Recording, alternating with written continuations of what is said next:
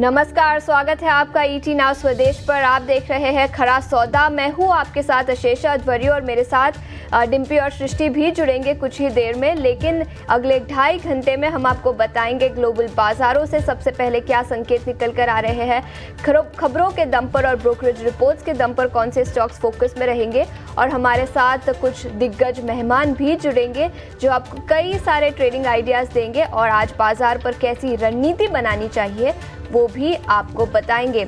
लेकिन सबसे पहले आज बाजार के लिए कौन से 4 बड़े ट्रिगर्स होंगे उस पर नज़र डाल लेते हैं। अमेरिकी बाजारों से जो संकेत निकल कर आ रहे हैं उसकी बात करें तो शुक्रवार के ट्रेडिंग सेशन में अच्छा दिन रहा अमेरिकी बाजारों के लिए, और गिफ्ट निफ्टी भी पॉजिटिव ओपनिंग के संकेत आज सुबह दे रहा है। करीब 450 अंकों की तेज़ी के साथ 24,340 के पास गिफ्ट निफ्टी पॉजिटिव ओपनिंग के संकेत भारतीय बाजारों के लिए निकल कर आ रहे हैं। और याद रखें, डाउ रिकॉर्ड ऊंचाई पर शुक्रवार को बंद हुआ, और डाउ फ्यूचर्स की बात करें तो आज सुबह वहां से भी पॉजिटिव खबरें निकल कर आई है। महाराष्ट्र में महायुति की शानदार जीत और इसी के चलते भारतीय बाजारों में तेजी। झारखंड में जेएमएम की वापसी हो सकती है और इसी के चलते कई सारे ट्रिगर्स पॉलिटिकल फ्रंट पर भी आज सुबह निकल कर आ रहे हैं। जोमैटो, जियो फाइनेंशियल और एचईएल की सेंसेक्स में एंट्री होगी। जेएसडब्ल्यू स्टील सेंसेक्स से निकाला जाएगा तो कई सारे इंडेक्स चेंजेस, और एमएससीआई रीजिग भी आज होता हुआ नजर आएगा, तो इनफ्लोज उसके चलते भी कई सारे स्टॉक्स में दिखाई दे सकते हैं। रेटिंग एजेंसियों से भारती एयरटेल और यूपीएल को किया अपग्रेड। कई सारे अपग्रेड्स निकल कर आ रहे हैं S&P 500 जैसे एजेंसी से, तो जिसके चलते कई सारे स्टॉक्स आज के ट्रेडिंग सेशन में फोकस में रहेंगे। लेकिन इसके अलावा सबसे पहले नज़र डालेंगे ग्लोबल बाजारों के संकेत के। गिफ्ट निफ्टी की बात करें तो करीब 450 अंकों की तेज़ी यहाँ पर निकल कर आई है इलेक्शंस, असेंबली इलेक्शंस के बाद। लेकिन अमेरिकन मार्केट्स की बात करें, सबसे पहले एशियाई बाजारों पर नज़र डालते हैं। निके 2% की तेज़ी के साथ कारोबार, कॉस्पी 1% की तेज़ी यहाँ पर भी दिखी है। चीन और हांगकांग के बाजारों में भी आज अच्छा एक्शन दिखा है।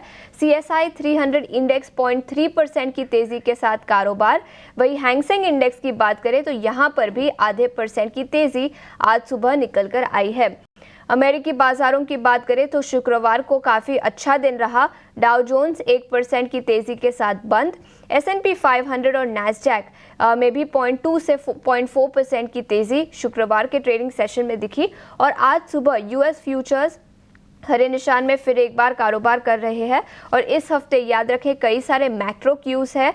PCE प्राइस इंडेक्स का डेटा आता हुआ नजर आएगा, और इसके अलावा दिसंबर में central bank US federal reserve की फिर एक बार बैठक होगी, तो रेट कट के क्या संकेत निकल कर आएंगे उस पर भी सबकी नजर रहेगी।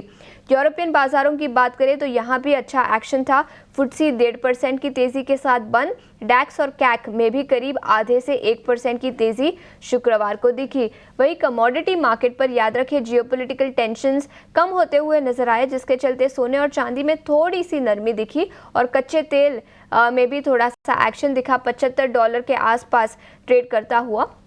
वही सोने और चांदी की बात करें तो ऑल टाइम हाई लेवल से वहां पर भी थोड़ी सी कमजोरी दिखी है। सोने की बात करें तो $2,700 पर आउंस के आसपास, वही चांदी $31.5 पर आउंस के आसपास। तो कमोडिटी मार्केट में पिछले कुछ दिनों से अच्छा एक्शन दिखा है। लेकिन इस बीच हमारे साथ डिम्पी भी जुड़ चुके हैं। Dimpy, good morning. शुक्रवार को अच्छा दिन रहा भारतीय बाजारों के लिए, 23,900 के पार निकलता हुआ। वही DIIs और FIIs के एक्शन की बात करें तो FIIs ने फिर एक बार शुक्रवार को बिकवाली की। लेकिन आज सबसे पहले महाराष्ट्र इलेक्शंस जो एक बड़ा ट्रिगर होगा, जिसके चलते गिफ्ट निफ्टी में भी करीब 450 अंकों की तेज़ी दिखी है। आपका क्या नज़रिया होगा और इस पर मार्केट पर क्या इम्पैक्ट दिखेगा? देखिए शीशा, मैं एक एग्जांपल के साथ स्टार्ट करता हूँ। आप 1 मिनट जरा विंडो पे रखिएगा। शीशा से एक क्वेश्चन पूछना है मेरे को। मान लीजिए आपको बहुत ज़्यादा भूख लगी हो और आपको खाना खाना हो। मैंने बोला कि आपको खाना तो नहीं मिलेगा, एक काम करते हैं आपको स्नैक्स दे दें, तो आपका उससे पेट भर जाएगा। क्या आपको उससे थोड़ी रिलीफ हो जाएगी? तो आप बताइए, आप वो स्नैक्स खाएंगे कि नहीं खाएंगे? पहले आप उस चीज़ का जवाब दीजिए। बिल्कुल खाएंगे। बिल्कुल खाएंगे। तो वजह उसकी क्यों है?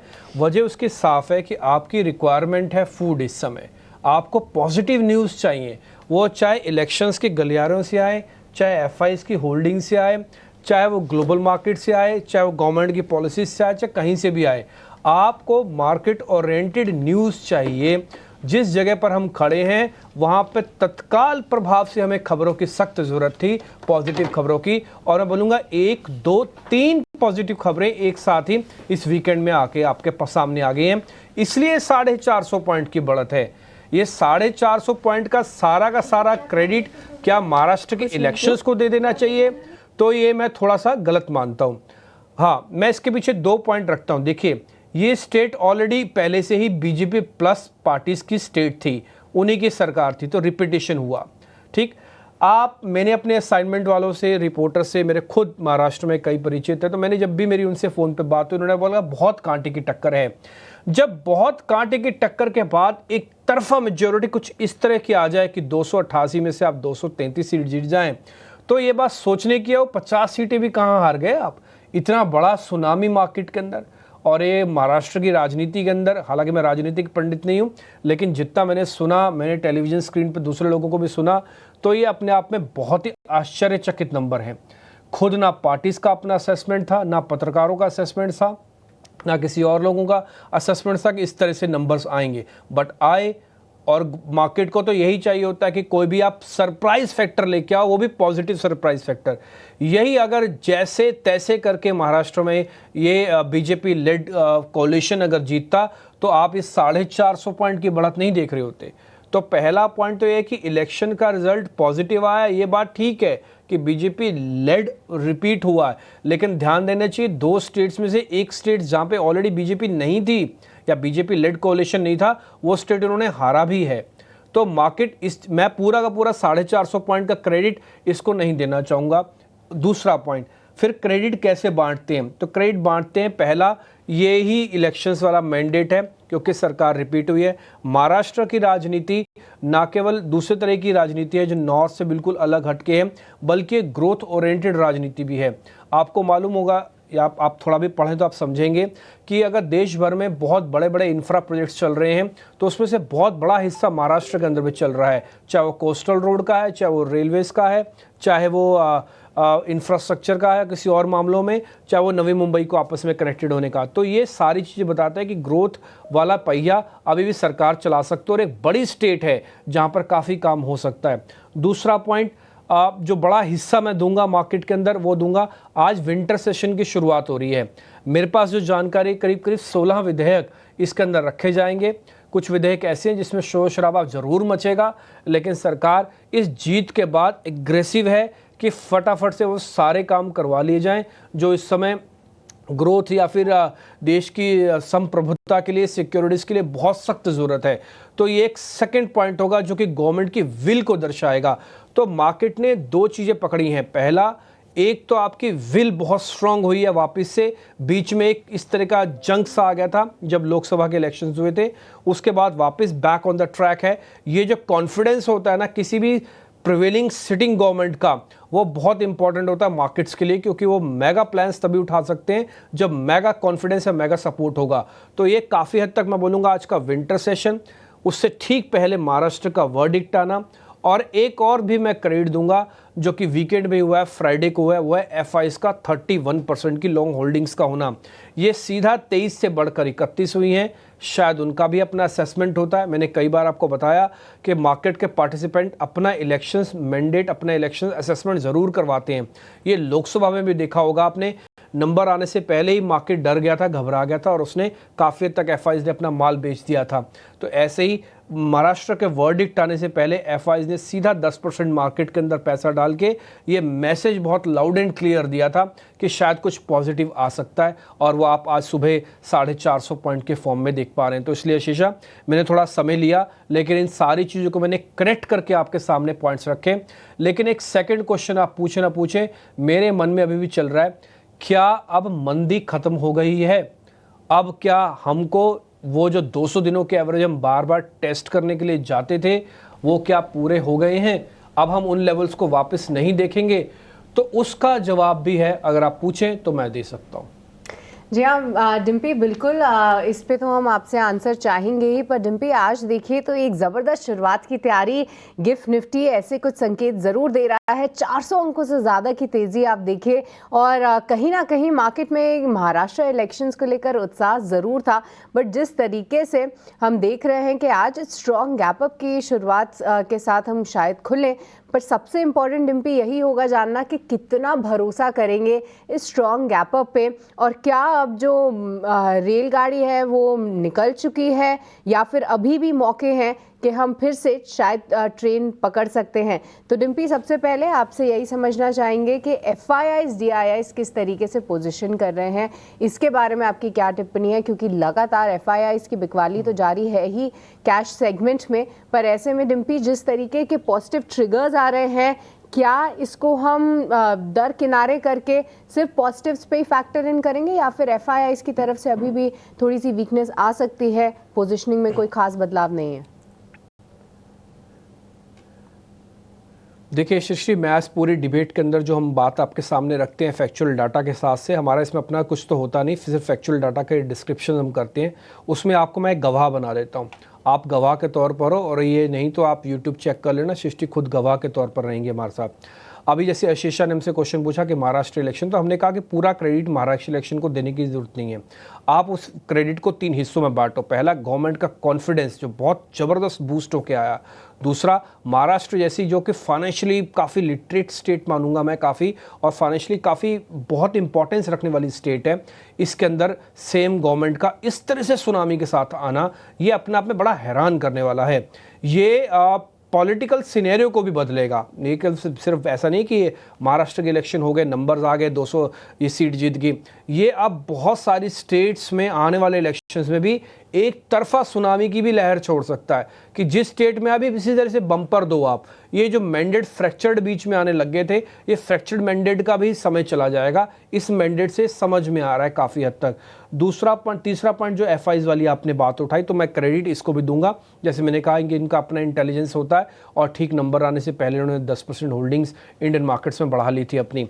अब आ जाते हैं कि आगे क्या है, बेस बन गया। और जो आपने क्वेश्चन पूछा कि FIs का जो भी गैप है, ये गैप का, देखिए ये बात तो आप भी जानते हैं सृष्टि, और शीशा आपको भी अच्छे से पता है, हमने कभी भी ये बात नहीं कही कि आप मार्केट में काम मत करो। हम हमेशा से कहते हैं कि अब नहीं करोगे तो कब करोगे। ये वर्ड तो आपको मेरा याद भी हो गया होगा, अब नहीं करोगे तो फिर कब करोगे, जब FIs की होल्डिंग 20-22% पे आके रुकी हुई थी। तो हमने ये बात भी बोली कि अब नहीं करोगे तो तब करोगे जब आपकी 200 दिनों की एवरेज है। एक बार जरा मेरी स्क्रीन वाला चार्ट अगर आप दिखा सकते हो, जरा दिखाइए। 200 दिनों की एवरेज का मैंने कई बार आपको पहले भी नोटिस करवाया कि बहुत इंपॉर्टेंट, बहुत क्रिटिकल एवरेज होती है।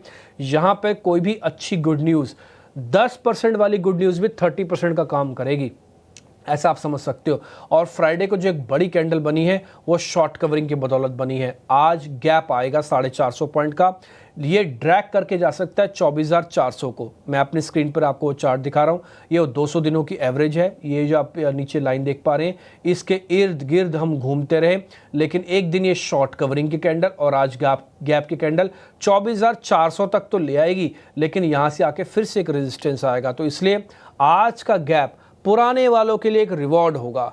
आज का गैप नए वालों के लिए एंट्री का लेवल नहीं है। ये बात बहुत फाइन ट्यून करके मैं बोल रहा हूँ।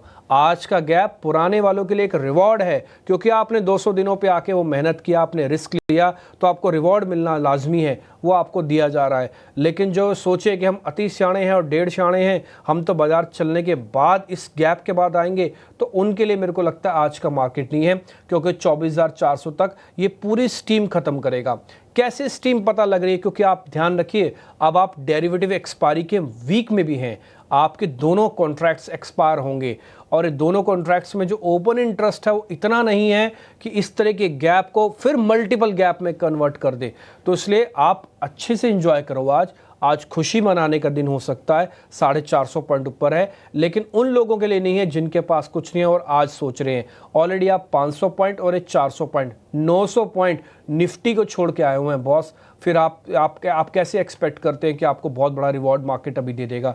तो मैंने आपके उस क्वेश्चन का जवाब तो दे दिया, लेकिन जिनके पास है उनको भी इस चीज़ का ध्यान रखना है, क्योंकि 23,500 550 का बेस बना हुआ था, वहाँ से अगर आप चलते हो, मैं इस गिफ्ट निफ्टी को अगर सच मान लूँ इतना ही खुले तो 24,200 आते आते तक आपके पास 700 पॉइंट्स का गेन आ जाएगा सिर्फ 2 से 3 दिन के अंदर। तो 700-800 पॉइंट निफ्टी के अंदर पुल बैक के नाम पे बहुत बड़े पॉइंट्स होते हैं। अब आपकी मर्जी है, आप उसको बुक करना चाहते हो क्या आप उस पर राइड करना चाहते हो। अगर आप ट्रेल करोगे तो इस चीज़ का ध्यान रखना, मेरी शब्द एक एक गौर से सुनिएगा, इस चीज़ का ध्यान रखना, आज हमें कम से कम 24,200 के ऊपर की क्लोजिंग भी चाहिए। ओपनिंग की एंजॉयमेंट अलग है बट क्लोजिंग की एंजॉयमेंट और अलग होगी। अगर आप 24,200 के ऊपर आ जाते हो तो फिर आप 200 दिनों के एवरेज को टेस्ट करने के लिए नहीं जाओगे, अब जल्दी जल्दी नहीं जाओगे जब तक कोई बुरी खबरें नहीं आती। अदरवाइज नहीं तो मार्केट धीरे धीरे करके या तो यहीं रोकेगा या तो एक्सपायरी को भी डाइजेस्ट करेगा, फिर अगली सीरीज़ में देखेंगे क्या डाटा बनता है। तो मैंने आपके 2 क्वेश्चंस का जवाब दे दिया। अगर आपके पास पुराना माल पड़ा हुआ है और हमने आपको कई बार ये बताया कि अब नहीं करोगे तो कब करोगे, और ये बात भी बोली थी कि लैब ट्रेड करते रहो, हमने आपको ये बात तो बताया कि 10 लॉट मत लो, लेकिन ये बात ज़रूर बताई कि 2 लॉट का मौका भी मत चूको। मार्केट कब पलट जाए, कब क्या हो जाए, आपको पता नहीं चलेगा। तो इस चीज़ की हमें खुशी भी है, हमें अच्छा भी लगता है, और कई बार डाटा की स्टडी करने के बाद हमें खुद कई बार हैरानी होती है कि डाटा अगर आप अच्छे से रीड करें तो आप बहुत अच्छी मार्केट की पकड़ को बना सकते हैं। थोड़ी मेहनत लगती है इसमें, थोड़ा आपको जागना पड़ता है, थोड़ा स्टडी करना पड़ता है, 10 लोगों से थोड़ा इनपुट्स लेने पड़ते हैं, बट ये आपके बहुत काम की चीज़ है। तो I repeat my self, Nifty के चैप्टर को यहीं क्लोज करते हैं। 24,200 के ऊपर आज की क्लोजिंग आती है तो हम 200 दिनों के एवरेज को टेस्ट करने वापस नहीं जाएंगे। 24,400 पे एक छोटा सा रेजिस्टेंस है, मैंने ऑलरेडी आपको बता दिया। तो आज गैप 24,400 पे आके रुक जाना चाहिए। मेरे हिसाब से एक्सपायरी का फैक्टर भी 24,400-500 से ऊपर नहीं होना चाहिए। छोटा मोटा ड्रैग होगा तब की तब देख लेंगे। और दूसरा, अभी रोल ओवर कम है, ध्यान रखा जाए इस बार के रोल ओवर के नंबर को जरूर चेक करना। 30% से कम का रोल ओवर है। पोजीशंस अगर पॉजिटिव रोल ओवर हो रही हैं तो मार्केट एक बड़ी तेजी के लिए जा रहा है। अगर वो यहीं कटान हो रही है, रोल ओवर के नंबर कम आ रहे हैं, तो ध्यान रखिएगा सौदे यहीं कटान हो रही है, आगे नहीं जा रहे हैं। तो ये मैंने निफ्टी का मोटा मोटी व्यू पॉइंट, महाराष्ट्र का इलेक्शंस, गवर्नमेंट का कॉन्फिडेंस और बहुत सारी चीज़ें, एफआईज के नंबर, होल्डिंग्स वगैरह सब मैंने आपके साथ ऐड कर दिया। एक चीज़ मैं लास्ट में एफआईज की होल्डिंग में और थोड़ा सा रखना चाहता हूँ आपसे कि एफआईज की होल्डिंग 31% पर है। इनका बैक टू बैक आना बहुत ज़रूरी है। ये 1 डे एपिसोड अगर हुआ और सेकेंड डे यानी कि आज के दिन एफआईज की होल्डिंग नहीं बढ़ी वापस से, तो समझ लीजिएगा खतरा पूरी तरह से भी टला नहीं है, अभी भी अंदर खाने आप बीमार हो। तो इसलिए थोड़ा सा सब्र रख के काम कीजिए। मैं आपकी खुशी और आपका इस तरह के नंबर्स को देखने का मैं मतलब समझ सकता हूँ। जिनके पास नहीं है उनको गिल्ट हो रहा होगा, और जिनके पास है आज वो कुर्सी पे बैठ नहीं पा रहे होंगे। लेकिन फिर भी यही तो है भावनाएं, जो हम भाव और भावनाओं की बात करते हैं, यही वो भावनाएं हैं जिसको आपको थोड़ा सा कंट्रोल रखना है बस। दूसरे जो कर रहे हैं सो कर रहे हैं, आप अपनी इंटेलिजेंस, अपने डाटा, अपनी स्टडी और अपने रिजिडनेस के साथ आप बढ़ते रहो। 2 पैसे कम कमाओ लेकिन अच्छे से और पक्के तौर पर कमाओ। बिल्कुल, तो ये नज़रिया एफआईआई और डीआईआई की पोजीशनिंग पर और इसी के साथ निफ्टी पर भी हमने चर्चा की। लेकिन निफ्टी बैंक निफ्टी की बात करें तो पिछला हफ्ता भारत बाजार के लिए अच्छा रहा। 750 अंकों की तेज़ी के साथ बैंक निफ्टी बंद होता हुआ नजर आया और आज भी पॉजिटिव में खुलेगा। लेकिन रणनीति क्या बनानी चाहिए निफ्टी बैंक पर? देखिए, निफ्टी बैंक ने थोड़ा बहुत आपको पहले भी पोजीशनिंग स्ट्रांग रखी थी। मैंने फिर से अपने चार्ट आपकी स्क्रीन पर डाल दिया। आप देखेंगे इसने 200 दिनों के एवरेज को टेस्ट तो किया बट ब्रीच नहीं किया। निफ्टी के जैसा इसका चार्ट भी नहीं है। निफ्टी तो पूरी तरह से स्लैंटिंग डाउनवर्ड्स यानी कि नीचे की तरफ झुका हुआ था, जबकि बैंक निफ्टी कभी भी नीचे की तरफ नहीं झुका। उसको 2 दिन की मार बहुत जोर की पड़ी थी, वो मैं आपके लिए मार्क कर देता हूँ। अगर आप चार्ट देखेंगे तो आपको थोड़ा क्लियर भी हो जाएगा। वो ये 2 कैंडल्स थी। उसके बाद से मार्केट ने फिर से रिकवरी की प्रोसेस को शुरू कर दिया। आज गैप के साथ मार्केट क्या करेगा? 51,500। आई रिपीट माई सेल्फ, 51,500 के ऊपर आप क्लोजिंग ले आइए। अब आप फिर 200 दिनों के एवरेज को जल्दी जल्दी टेस्ट नहीं करेंगे। आई रिपीट माई सेल्फ, 24,200 की आज की क्लोजिंग चाहिए निफ्टी पर, 51,500 की आज की क्लोजिंग चाहिए बैंक निफ्टी पर। ये दोनों नंबर अगर आपको क्लोजिंग पे मिल जाए, समझ लीजिएगा अब आप 200 दिनों की एवरेज को जल्दी जल्दी टेस्ट करने के लिए नहीं जाएंगे। खुदा न खास्ता कोई नेगेटिव खबर बहुत बड़ी आ जाए तो मार्केट एब्जॉर्ब भी कर सकता है उसको, यानी कि ऐसा नहीं है कि हम पूरी तरह से खतरे से बाहर हैं। हाँ ना। तो अब आते हैं बढ़त पे कि अगर मान लीजिए गैप होता है, निफ्टी का 400 पॉइंट है, तो एथिकली तो बैंक निफ्टी को 1000 पॉइंट चलना चाहिए। चल सकता है बैंक निफ्टी 1000 पॉइंट, लेकिन ध्यान इस चीज़ पे रखना होगा कि हम 1 डे बिफोर एक्सपायरी करेंगे बैंक निफ्टी के सीरीज़ की। बृहस्पतिवार को एक्सपायर होगा निफ्टी, बुधवार को एक्सपायर होगा बैंक निफ्टी। तो बैंक निफ्टी का सोम, मंगल और बुध 3 सेशन है। ऑलरेडी इसके जो कॉन्ट्रैक्ट वैल्यू है वो 1.5 लाख कॉन्ट्रैक्ट है, तो थोड़े कॉन्ट्रैक्ट्स भी कम हैं। तो या तो आप कवरिंग करोगे या तो खरीदोगे तो नए सीरीज़ के कॉन्ट्रैक्ट में और रोल ओवर आएगा बढ़कर। अगर रोल ओवर बढ़कर आए और नई सीरीज़ का ओपन इंटरेस्ट लॉन्ग साइड में बढ़े तो फिर आप ट्रेल करना, थोड़ा और चलेगा बैंक निफ्टी।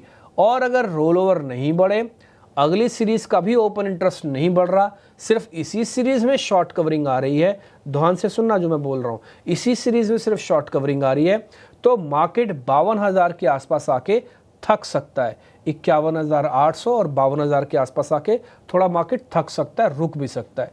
तो इसलिए जिनके पास 200 दिनों की एवरेज का खरीदा हुआ माल है, अब ये उनके ऊपर मैं छोड़ देता हूँ, उनके विजडम के ऊपर छोड़ देता हूँ कि आगे आप उसको कंटिन्यू करना चाहते हो या फिर आप एक राउंड का प्रॉफिट बुक करना चाहते हो।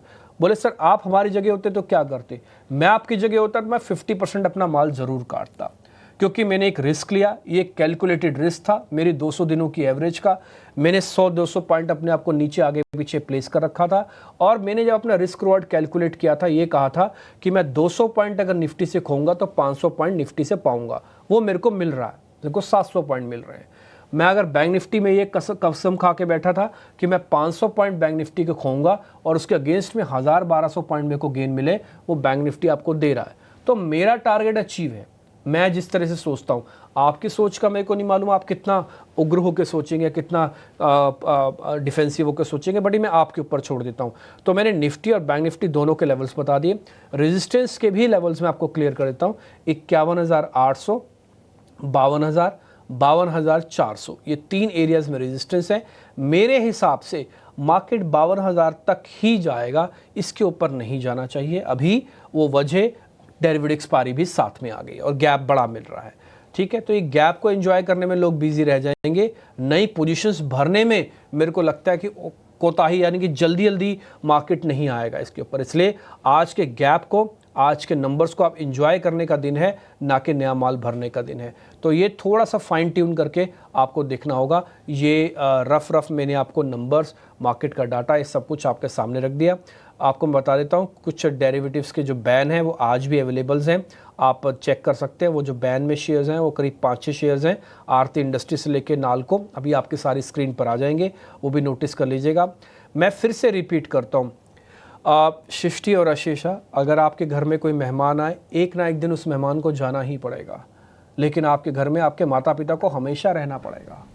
तो ये जो इलेक्शंस का मैंडेट आया, ये एक मेहमान की तरह है, ये आएगा, अच्छे से खाए पिएंगे, आपके साथ एंजॉय करेंगे, आप गाने भी गाओगे, अंताक्षरी भी खेलोगे, लेकिन इस मेहमान को फिर से जाना पड़ेगा और आपको अपने माता पिता के साथ ही रहना पड़ेगा। ये माता पिता कौन है? ये FIs और DIs ही हैं। तो इसलिए आपको FIs और DIs के साथ ही रहना पड़ेगा, उसको आप ज़्यादा गौर से देखना। ये मेहमान आए और अब चले भी जाएंगे।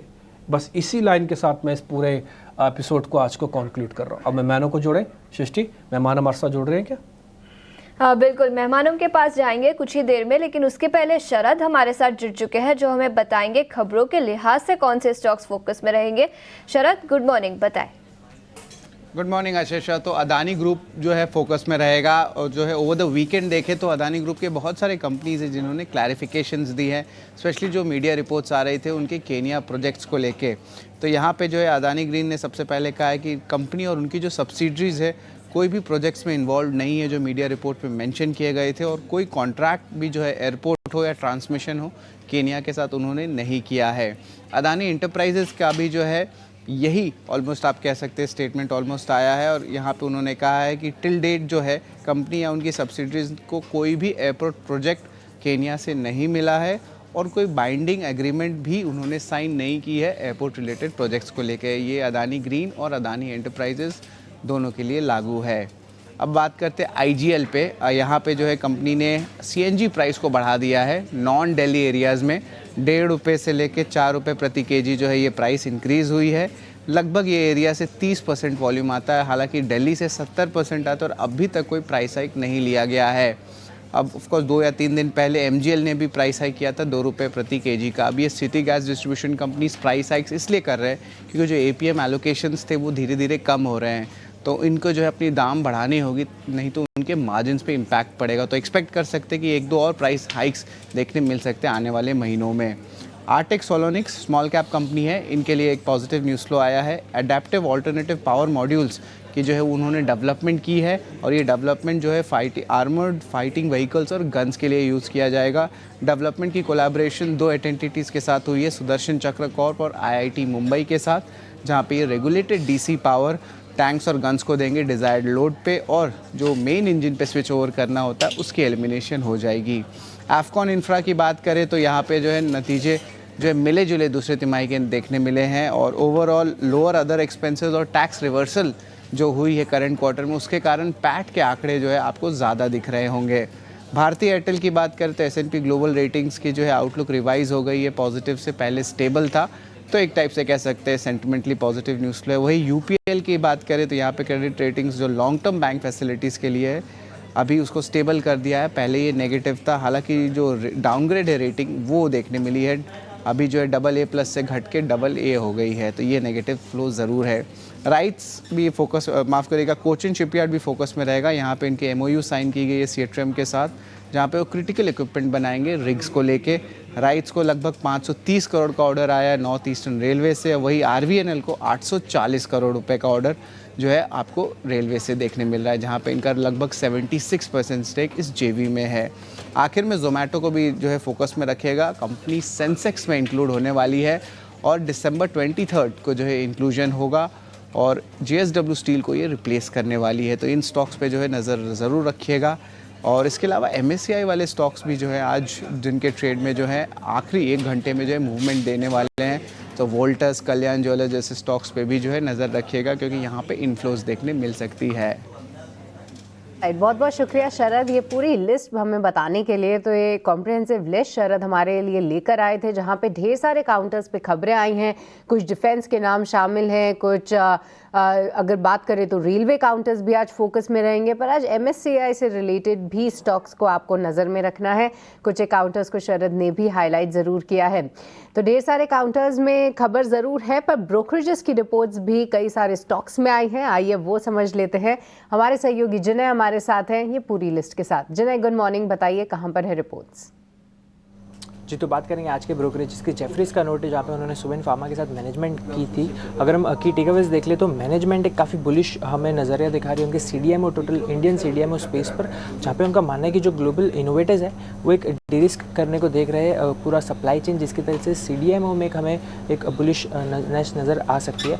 इसके अलावा कंपनी का एक आउटलुक जो है सेकेंड क्वार्टर के लिए सिमिलर टू अपने जो पीयर्स है एक काफ़ी पॉजिटिव आउटलुक दिया है सेकेंड हाफ FY25 के लिए, और अगले 5 साल में कंपनी का टारगेट है कि अपना बिजनेस को डबल किया जाए।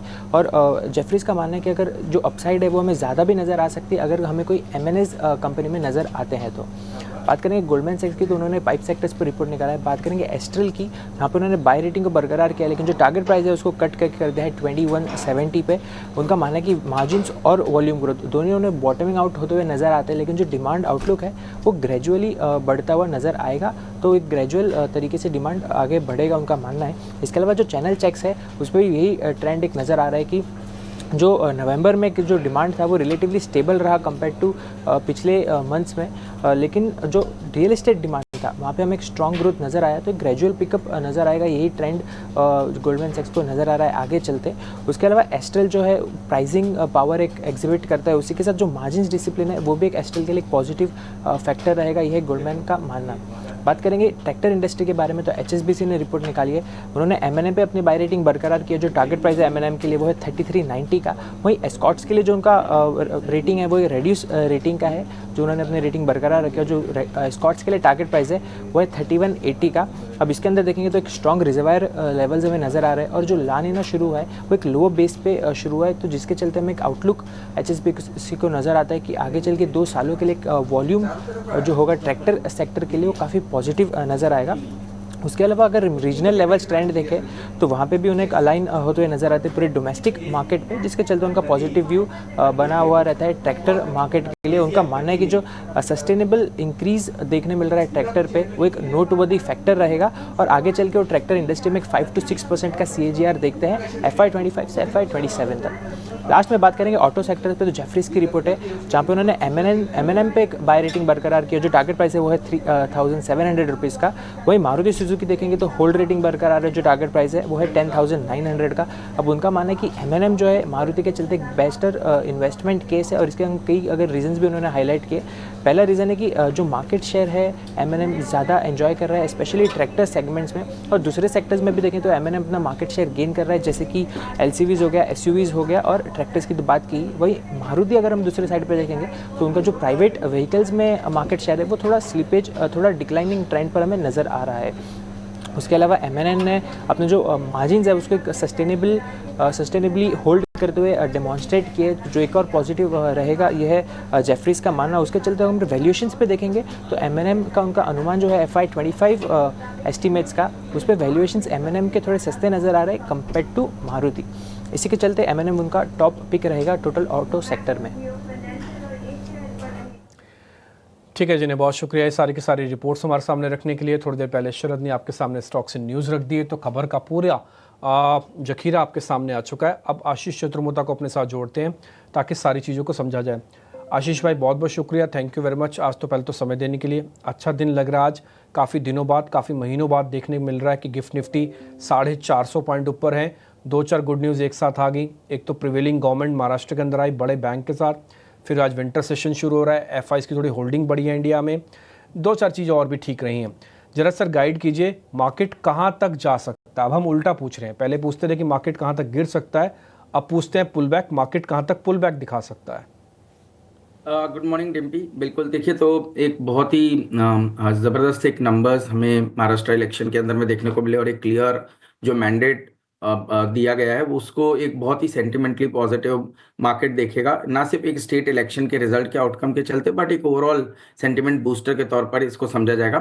साथ ही साथ इस ड्यूरेशन में एक चीज़ अच्छी ये हुई कि वैल्यूएशन के अंदर में जो डिस्कम्फर्ट मार्केट के अंदर बनी हुई थी उसके अंदर में भी इस करेक्शन के बाद एक अच्छी वैल्यू जोन कहीं ना कहीं उभर के आना शुरू हो गई। इंडेक्स के टर्म्स पे शायद बाजार से 9.5-10% करेक्ट हुआ, पर आपने देखा कि कई ऐसे सेक्टर्स हैं जहां पर पे एक अच्छी रैली बाजार के अंदर आई थी, वहां पर पे करेक्शन भी उतना ही सिग्निफिकेंट देखने को मिला और कुछ सेक्टर और स्टॉक स्पेसिफिक शायद 30 से 45% के करेक्शन भी बाजार के अंदर में देखने को नजर आए। तीसरी चीज ये हुई कि फर्स्ट जो हाफ है ये इस साल का उसमें शायद हो सकता है नंबर्स इतने प्रॉमिसिंग नहीं है, और खासतौर पे इस क्वार्टर में तो हमने देखा कि जो नंबर्स है वो उतने प्रॉमिसिंग नहीं है, बट सेकेंड हाफ की एक्सपेक्टेशन काफी पॉजिटिव बाजार के अंदर में बनी हुई है। इनफैक्ट केपेक्स के भी नंबर्स सेकेंड हाफ में काफी बेहतर रह सकते हैं। और चौथी चीज ऑलमोस्ट डिकेडल लो पर FIIs की होल्डिंग इंडियन मार्केट्स के अंदर में आ चुकी थी और यहां से फर्दर सेलिंग जो है वो इंटेंसिफाई होने के चांसेस थोड़े से वैसे भी कम थे, और अब इस महाराष्ट्र इलेक्शन के आउटकम के चलते कहीं ना कहीं एक शॉर्ट टर्म बेस अब बाजार का बन चुका है। तो मेरा ये मानना है कि अब आप देखेंगे तो 23,400 23,300 की जो ट्रेजेक्ट्री है वो बाजार के लिए अब एक बड़े सपोर्ट के तौर पे काम करेगी। और जहां तक कि अपसाइड की बात है, एटलीस्ट मैं समझता हूं कि 25,000 तक की एक ट्रेजेक्ट्री यहां से मीडियम टर्म में, शॉर्ट टू मीडियम टर्म में बाजार के अंदर में देखने को नजर आ सकती है। ठीक है, ये तो बहुत अच्छी बात है, आप 25,000 के लेवल्स बता रहे हैं, अभी हम 24,000 पे भी नहीं खड़े हैं। तो अगर 1000 पॉइंट निफ्टी को और चलना है तो इसका मतलब बैंक निफ्टी को सर 53,000 53,500 आ जाएगी। जरा इसके बारे में भी क्लियर कर दीजिए। डिम्पी इस बार की जो खास बात है कि बैंकिंग जो स्पेस है उसमें करेक्शन जरूर आया, बट उसकी जो रिलेटिव वीकनेस थी बाजार के सामने वो थोड़ी सी कंपैरेटिवली कम थी, और उसका कारण ये था कि जो प्राइवेट बैंक्स है वो कहीं ना कहीं स्टेबल होना शुरू हो चुके थे, खासतौर पे HDFC बैंक और ICICI बैंक, और जिसके चलते मुझे लगता है कि बैंकिंग वैसे भी एक थोड़ा सा फेवर्ड सेक्टर रहा, क्योंकि वैल्यूएशन की कंफर्ट सबसे ज्यादा आज की डेट में बैंकिंग के अंदर में आप देख रहे हैं कि जो क्रेडिट ग्रोथ थी वो ऑलमोस्ट 16-17% के आसपास आसपास की देखने को नजर आ रही थी। नेट एनपीए के जो नंबर्स थे वो काफी कम थे, 1% के नीचे। इवन पीएसयू बैंक्स के अंदर भी हम देख रहे थे कि जो नेट एनपीए के नंबर थे वो 1% के बिलो दिख रहे थे। और जो ओवरऑल आप ये भी देखेंगे कि जो नेट इंटरेस्ट मार्जिन है खासतौर पे प्राइवेट बैंक के अंदर में वो 3.5% के आसपास बरकरार थी। और इस सब के बावजूद भी ये जो बैंक्स है ये आज की डेट में 2 टाइम प्राइस टू बुक पे फॉरवर्ड बेसिस पे ट्रेड कर रहे थे, जो कि एक बहुत अच्छी वैल्यूएशन कंफर्ट थी। अब क्योंकि ये इवेंट हो गया और कहीं ना कहीं बैंक निफ्टी के अंदर में एक बड़ा बेस 50,000 के आसपास बन चुका है, मेरे हिसाब से मैं सरप्राइज नहीं होऊंगा अगर से बैंक निफ्टी 53,000 की ट्रेजेक्टरी में जाता हुआ यहां से शॉर्ट टू मीडियम टर्म के अंदर में नजर आए। ठीक है, अब आशीष सर अपने शेयर्स भी बता दीजिए। आप ये कह रहे हैं कि ठीक है 25,000 तक निफ्टी आ सकता है, तो फिर शेयर्स भी बताइए सर। बिल्कुल, तो देखिए जैसे मैंने बैंकिंग की बात की, अगर से बैंक की स्पेस को मैं लूं तो मेरे हिसाब से आईसीआईसीआई बैंक मुझे काफी पसंद आता है। मेरे हिसाब से आईसीआईसीआई बैंक के अंदर में जिस तरह से क्रेडिट ग्रोथ है, जिस तरह से स्ट्रॉन्ग निम्स के अंदर में यहाँ पे बनी हुई है, और साथ में नेट एनपीएस या जीएनपीएस के भी नंबर हम देखें तो काफी स्टेबल है। और जिस तरह से कई जो इन्होंने पिछले 1.5-2 सालों में काफी जो कदम उठाए उसको देखते हुए हमें लगता है कि कंपनी के अंदर में जो डाइवर्सिफिकेशन हुआ वो कॉर्पोरेट लोन से कहीं ना कहीं एसएमई एमएसएमई पे बहुत अच्छा फोकस आया। आप देखेंगे कि जो छोटे टिकट साइज के लोन्स है, रिटेल लोन्स, उनके अंदर में एक अच्छी ग्रोथ हमें देखने को नजर आई। तो इस सब को ध्यान में रखते हुए मुझे लगता है कि टेक्निकली भी ये स्टॉक 1230-1240 पे एक बहुत बढ़िया बेस बना चुका है, तो मेरे हिसाब से एक अच्छा स्ट्रॉन्ग सपोर्ट यहाँ पर रहेगा। और 1350 की ट्रेजेक्ट्री एटलीस्ट मुझे लगता है कि in the short term ICICI bank के अंदर में नजर आएगी। हालांकि मुझे थोड़ा लंबी अवधि का व्यू ले तो मेरे हिसाब से आईसीआईसीआई बैंक एक बाय एंड होल्ड की कैटेगरी में एक स्टॉक है जिसको आपके पोर्टफोलियो में एक जगह लंबे समय तक देते रहना चाहिए। बट एटलीस्ट मीडियम टर्म में मैं समझता हूँ 1350-1400 तक की ट्रेजेक्ट्री आईसीआईसीआई बैंक में नजर आएगी। As a disclosure ICICI bank हमारी होल्डिंग है हमारे एपेक्स पीएमएस के अंदर फॉर अवर क्लाइंट्स। जी, जो दूसरा स्टॉक हमें पसंद है डिम्पी, वो है न्यू एज बिजनेसेस से, और वहां पर पे हमें लगता है कि पेटीएम पे हमारी एक नज़र बनी हुई है। आप देखेंगे कि पेटीएम में हमने एक समय पे आज से करीब 8 से 9 महीने पहले जब ये पेटीएम के अंदर में एक नेगेटिव न्यूज़ फ्लो शुरू हुआ था तब भी हमारे पोर्टफोलियो में था, तब हमने उसको एक एग्जिट कॉल लिया था 850 के आसपास, और उसके बाद एक बहुत ही स्टीप करेक्शन हमें स्टॉक में देखने को नजर आया। बट पिछले 1-1.5 महीने में जिस तरह से पेटीएम ने प्राइस की स्टेबिलिटी दी, एक स्ट्रॉन्ग रिकवरी हमें देखने को नजर आई, और आज भी आप देखेंगे यूपीआई सेगमेंट के अंदर में 13% मार्केट शेयर आज की डेट में पेटीएम का है। और पीयर टू मर्चेंट ग्रुप की बात करें तो ऑलमोस्ट 50% मार्केट शेयर पेटीएम का आज भी बना हुआ है। और हमें लगता है कि बहुत ही जबरदस्त ट्रैक्शन इस पूरे डिजिटल इकोसिस्टम के अंदर में है, तो उसको देखते हुए मुझे लगता है कि पेटीएम कहीं ना कहीं एक अच्छी रिकवरी यहां से दिखा सकता है। हालांकि कल एक फ्राइडे के सत्र में एक बड़ा मूव आया था, बट मैं समझता हूं कि जिस तरह से ये स्टॉक इसके पुराने अगर से आप ऑल टाइम हाई देखें तो ये स्टॉक करीब करीब 2,000 रुपए के आसपास था। एटलीस्ट मुझे लगता है कि in the short to medium term 1,100 रुपए तक की एक ट्रेजेक्ट्री पेटीएम के स्टॉक में देखने को नजर आ सकती है। और एक डिस्क्लोजर भी देना चाहूंगा डिम्पी, ये स्टॉक भी हमारे पोर्टफोलियो में हमने इसको अभी पिछले कुछ दिनों पहले जगह दी है, और हमें लगता है कि एक अच्छा फंडामेंटल प्लस टेक्निकल का एक कॉम्बिनेशन इस समय पे पेटीएम के अंदर में देखने को नजर आ रहा है। आशीष भाई बिल्कुल ठीक किया आपने, डिस्क्लोजर भी दे दिया ऑलरेडी। आप ऐसे पहले भी आईसीआईसीआई बैंक का बता ही चुके हो कि आपके पास होल्डिंग है उनकी, और ये पेटीएम के बारे में भी आपने गाइड किया। दोनों शेयर्स काफ़ी ठीक पोजीशन है इस समय। आईसीआईसीआई बैंक लीडरशिप ले सकता है बैंकिंग में, और जो 53-54 हज़ार की जो बात हो रही है ना, ये बिना आईसीआईसीआई और एचडीएफसी के नहीं हो सकता संभव, तो इसलिए इस पर ध्यान रखा जाए। दूसरा पेटीएम भी है, हालांकि आज गैप होगा, थोड़ा शेयर चले भी हुए हैं वापस से निचले स्तरों से, तो अपना रिस्क आप ज़रूर कैलकुलेट करना। और आशीष भाई जो आपको ट्रेड दे रहे हैं उसमें देखो पेटीएम का ही टारगेट 1,100 रुपये है, तो 900 से 1,100 एक दिन में नहीं होगा, तो इसको थोड़ा समय लग सकता है। तो आपका रिस्क रिवॉर्ड अच्छा है, आप भले ही थोड़ी थोड़ी पोजीशंस करके लो, बट आप इन शेयर्स को देख सकते हो। मेरे साथ 2 मेहमान और जुड़ रहे हैं, उनका भी ज़रा स्वागत कर लेते हैं back to back. Gaurang Shah, उनका भी स्वागत करते हैं, और साथ ही प्रशांत सावंत भी हैं। प्रशांत जी नमस्ते, बहुत शुक्रिया, थैंक यू वेरी मच समय देने के लिए। गौरांग भाई आपका भी बहुत बहुत शुक्रिया, थैंक यू वेरी मच, आपने आज हमारे लिए फिर से टाइम निकाला। अभी आपके पास मैं आता हूँ और थोड़ा ये जो विंटर सेशन आज होने जा रहा है इसकी क्या इंपॉर्टेंस होगी और आगे मार्केट्स को कैसे कैलकुलेट करेगा, इस कॉन्फिडेंस हाई को, वो भी मैं आपसे पता करूँगा। प्रशांत सावंत, आज आपके ट्रेड कौन से हैं? Dimpy ji, good morning to the panel और सभी दर्शकों को नमस्कार। तो आज एक गैप अप हम देखने जा रहे हैं। मैं यहाँ पे थोड़ा सा वेट करूंगा मार्केट सेटल होने के लिए। जो स्टॉक मेरे रडार पे आज है वो होगा एसबीआई। यहाँ पे एक क्लियर मूव आ चुका है। एक जो शेकआउट आया था, जो डाउनवर्ड मूव आई थी, उसके बाद निचले लेवल से बहुत स्ट्रांग बाइंग आई है। बट मैं बाइंग करूंगा सिर्फ करंट रेंज में 815 से लेके 820 स्पॉट। इसके ऊपर मैं अवॉइड करूंगा। इस रेंज में आने पे बाय ट्रिगर होना चाहिए। स्टॉप लॉस रखेंगे 800 पे। यहां से मुझे लग रहा है कंफर्टेबली 845 850 ये टारगेट्स होने चाहिए। ये लेवल क्रॉस होने के बाद आपको 880 जो एक अहम रेजिस्टेंस स्टॉक के लिए रहा है, वो टारगेट भी नजर आ सकता है। बट फिलहाल 850 का टारगेट और इस जोन में खरीद के 800 का स्टॉप लॉस रख के हम लॉन्ग जाएंगे। उसके बाद जैसे ही एक आध घंटा सेटल हो या आधे पहले 15-20 मिनट के बाद हम और डिसीजन ले सकते हैं। बट फिलहाल बैंकिंग में मेरी नजर होगी और उसमें पीएसयू बैंकिंग एसबीआई मेरे रडार पे होगा। तो ये कॉल्स जो हैं प्रशांत की तरफ से। और देखिए, बैंकिंग काउंटर्स पर आपको ज़रूर से नज़र रखनी है। आईसीआईसीआई बैंक आशीष जी के रेडार पे है और प्रशांत जी को पसंद आ रहा है एसबीआई। तो एक प्राइवेट और पब्लिक सेक्टर बैंक से पिक तो हमें मिल ही गई, पर जिस तरीके से अगर हम देखें तो महाराष्ट्र में जीत हासिल हुई है और ख़ासतौर से जिस तरीके से बीजेपी की लीड आती हुई दिखी है, ऐसे में क्या कुछ मार्केट सेंटिमेंट बिल्ड हो रहा है और स्टॉक मार्केट के लिहाज से कौन से सेक्टर्स पर ध्यान रखना चाहिए? क्योंकि हमें जैसा कि पता होगा कि इलेक्शन से पहले ही जो सरकारें हैं वो कई सारे मुद्दों पे चर्चा करती हैं, कई सारे ऐलान करती हैं कि जब उनकी सरकार आएगी तो क्या कुछ फोकस में रहेगा। तो ये पूरी लिस्ट के साथ कौन से सेक्टर्स, कौन सी कंपनीज पर आपको ध्यान रखना है, ये डिटेल्ड रिसर्च के साथ हमारे साथ शरद जुड़ चुके हैं।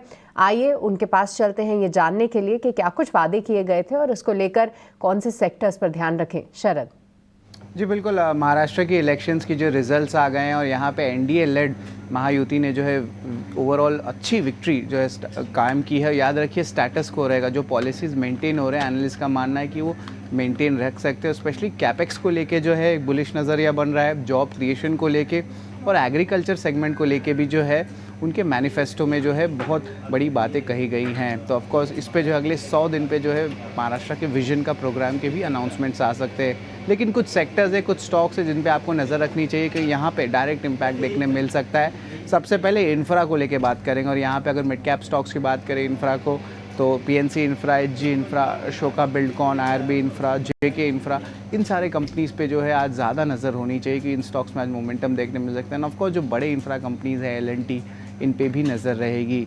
इसके अलावा रियल्टी स्पेस पे पुणे बेस्ड कोल्टे पाटिल डेवलपर्स रहेंगे फोकस में। मुंबई बेस्ड अगर जिनके रेवेन्यू ज़्यादा आते रियल्टी स्पेस में, जैसे कि Oberoi realty, Lodha, Raymond, Sunteck realty, उन पे भी जो है आज नज़र रहने वाली है, क्योंकि बहुत सारे रियल एस्टेट प्रोजेक्ट्स भी जो है अप्रूवल्स के दम पे जो है पॉलिटिशियंस और जो पॉलिटिक्स होता है वहाँ पे बहुत इंपॉर्टेंट रहता है।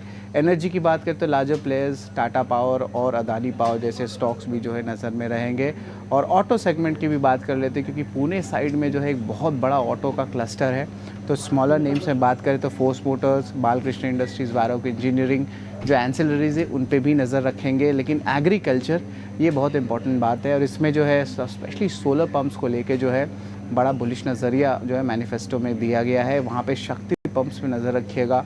इसके अलावा कावेरी सीड्स, जैन इरिगेशन, वाटेक, वाबाग जैसे स्टॉक्स में भी जो है आज मोमेंटम देखने मिल सकता है। तो ये कुछ सेगमेंट्स है जिस पे हमारी नज़र है और जहाँ पे एक्शन आ सकता है। ब्रोकरेज पिक्स में भी जो है बात करें तो मोतीलाल ओसवाल ने लार्ज कैप्स में M&M, इंडियन होटल्स और ट्रेंड जैसे स्टॉक्स को रखे हैं। वही मिड कैप पे बात करें तो एंजल वन, गोदरेज प्रॉपर्टी, कोफोज और JSW एनर्जी रखे हैं। लेकिन फोकस ज़्यादातर आज इंफ्रा और एग्रीकल्चर में रहने वाला है।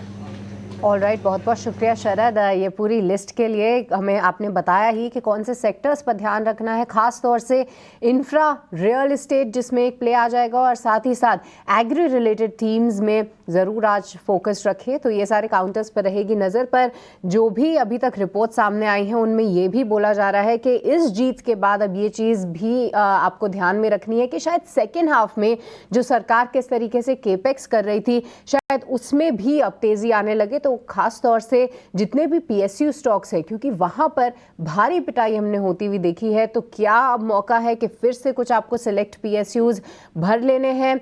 क्या वहाँ पे कोई ट्रेड मोमेंटम बता है या नहीं, ये सब भी जानेंगे और इन सभी पर विस्तार से चर्चा करेंगे। हमारे सभी एक्सपर्ट्स के साथ चर्चा कर ही रहे हैं कि जिस तरीके से महाराष्ट्र चुनावों में जीत हुई है, अगर हम देखें तो बीजेपी ने काफ़ी अच्छी लीड ली है, खास तौर से इसका जश्न जो है मना ही रहे हैं। स्टॉक मार्केट गिफ्ट निफ्टी एक स्ट्रॉन्ग शुरुआत की तैयारी कर रहा है।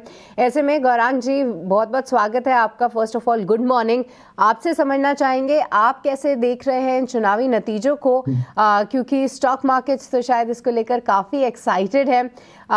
जो पूरी जीत निकल कर आई है गौरांग जी, ऐसे में आपने कौन सी बड़ी थीम्स पकड़ी हैं जहां पर फोकस रखना चाहिए, क्योंकि कई सारे स्टॉक्स में भारी करेक्शन भी हुआ है, तो कोई ऐसे स्टॉक सेक्टर्स जो आप हाईलाइट करेंगे जहां पर अच्छे मौके बन रहे हैं? बहुत बहुत धन्यवाद सृष्टि, आपका इस मंच पर आमंत्रित करने के लिए। सभी को प्रणाम और शुभ प्रभात। मेरे ख्याल से जो नतीजे महाराष्ट्र के उभर करके आए, एक ही चीज कह सकता हूं कि सत्य की जीत और असत्य का पराजय हुआ है।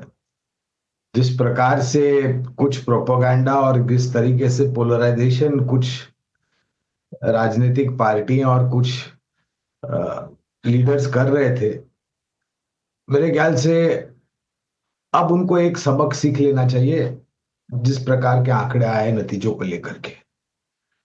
जहां तक रहा सवाल नतीजों का प्रभाव जो शेयर बाजार पर, तो आज एक उत्साह बिल्कुल देखने मिलेगा। शुक्रवार को तो हमने एक बहुत ही अच्छा ऊपर की तरफ का रुझान देखा। नतीजों के पश्चात आज शायद ऊपर के तरफ के दायरे जो है वो शायद ऊपर और बढ़ते हुए दिख सकते हैं आपको। निर्माण कार्य की कंपनियां, रियल एस्टेट सेक्टर से जुड़ी हुई कंपनियां,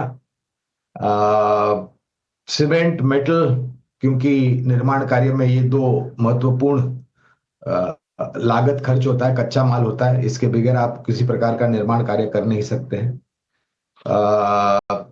इन सब क्षेत्र पर मेरे ख्याल से आपका ज्यादा ध्यान होना चाहिए।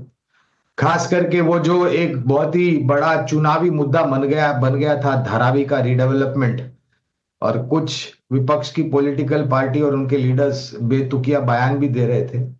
तो मेरे ख्याल से कोई स्पेसिफिक टिप्पणी नहीं करूंगा, लेकिन अडानी समूह की कंपनियां भी मेरे ख्याल से चर्चा में रहेंगे आज।